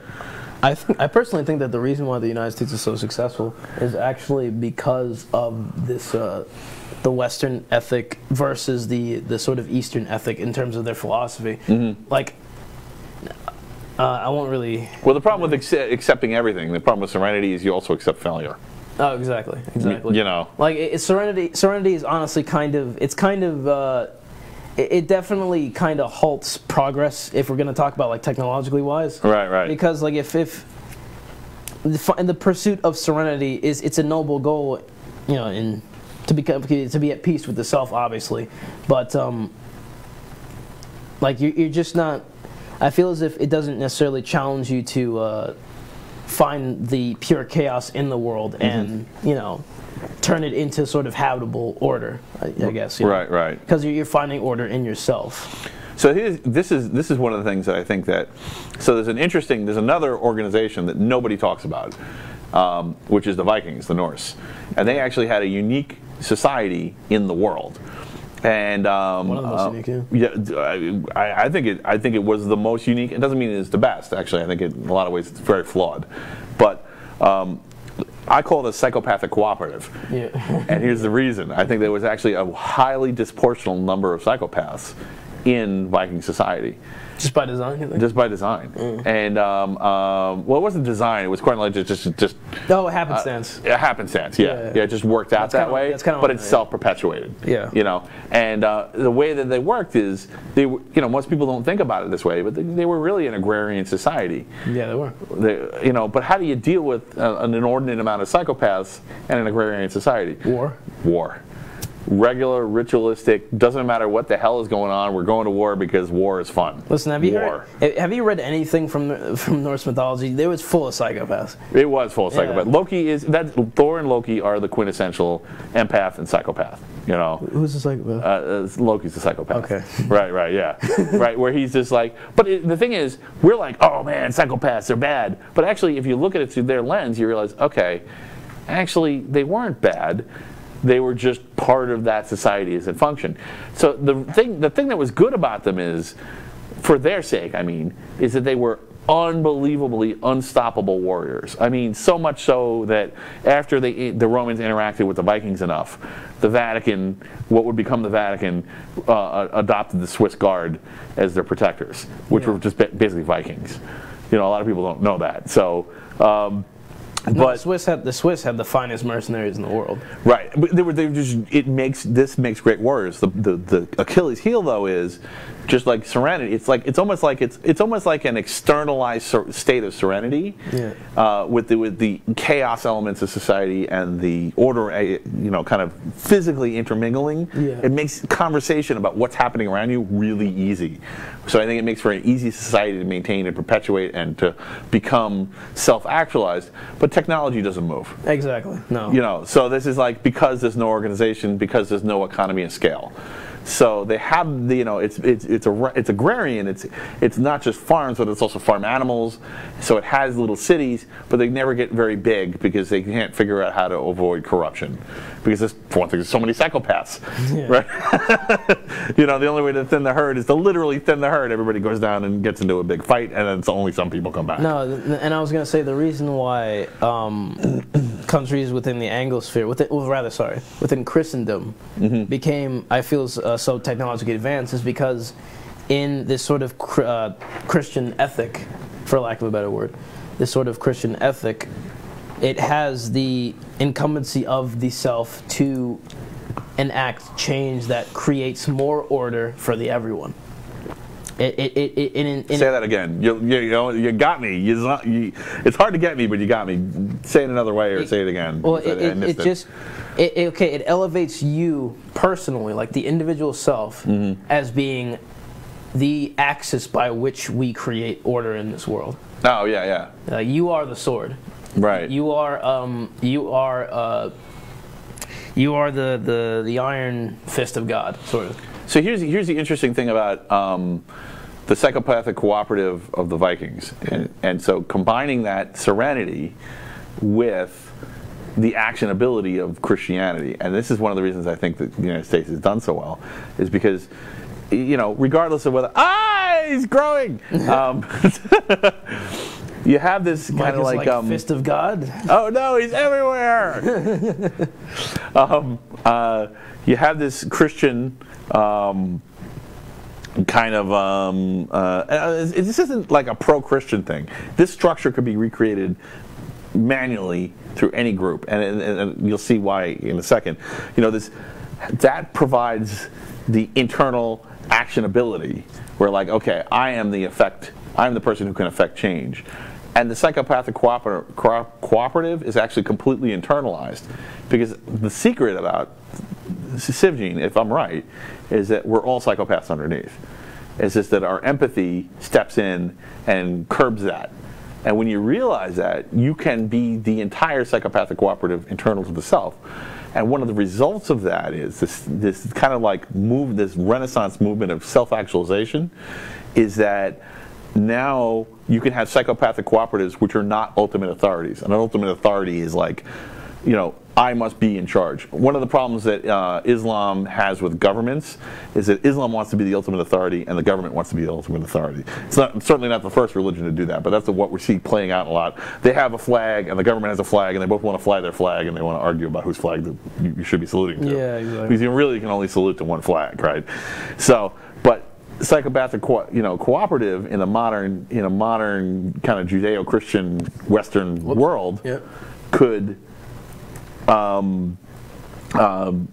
allows you to incorporate the serenity of both chaos and order internally, and work to actuate change. Yeah, the Bible really is a tale of how chaos and order communicate with one another in order to create stable and productive societies. Right. And the people who induce that conversation and induce that change in order to create more order in society are the subjects of the story. Notice how they're always individual people. Right.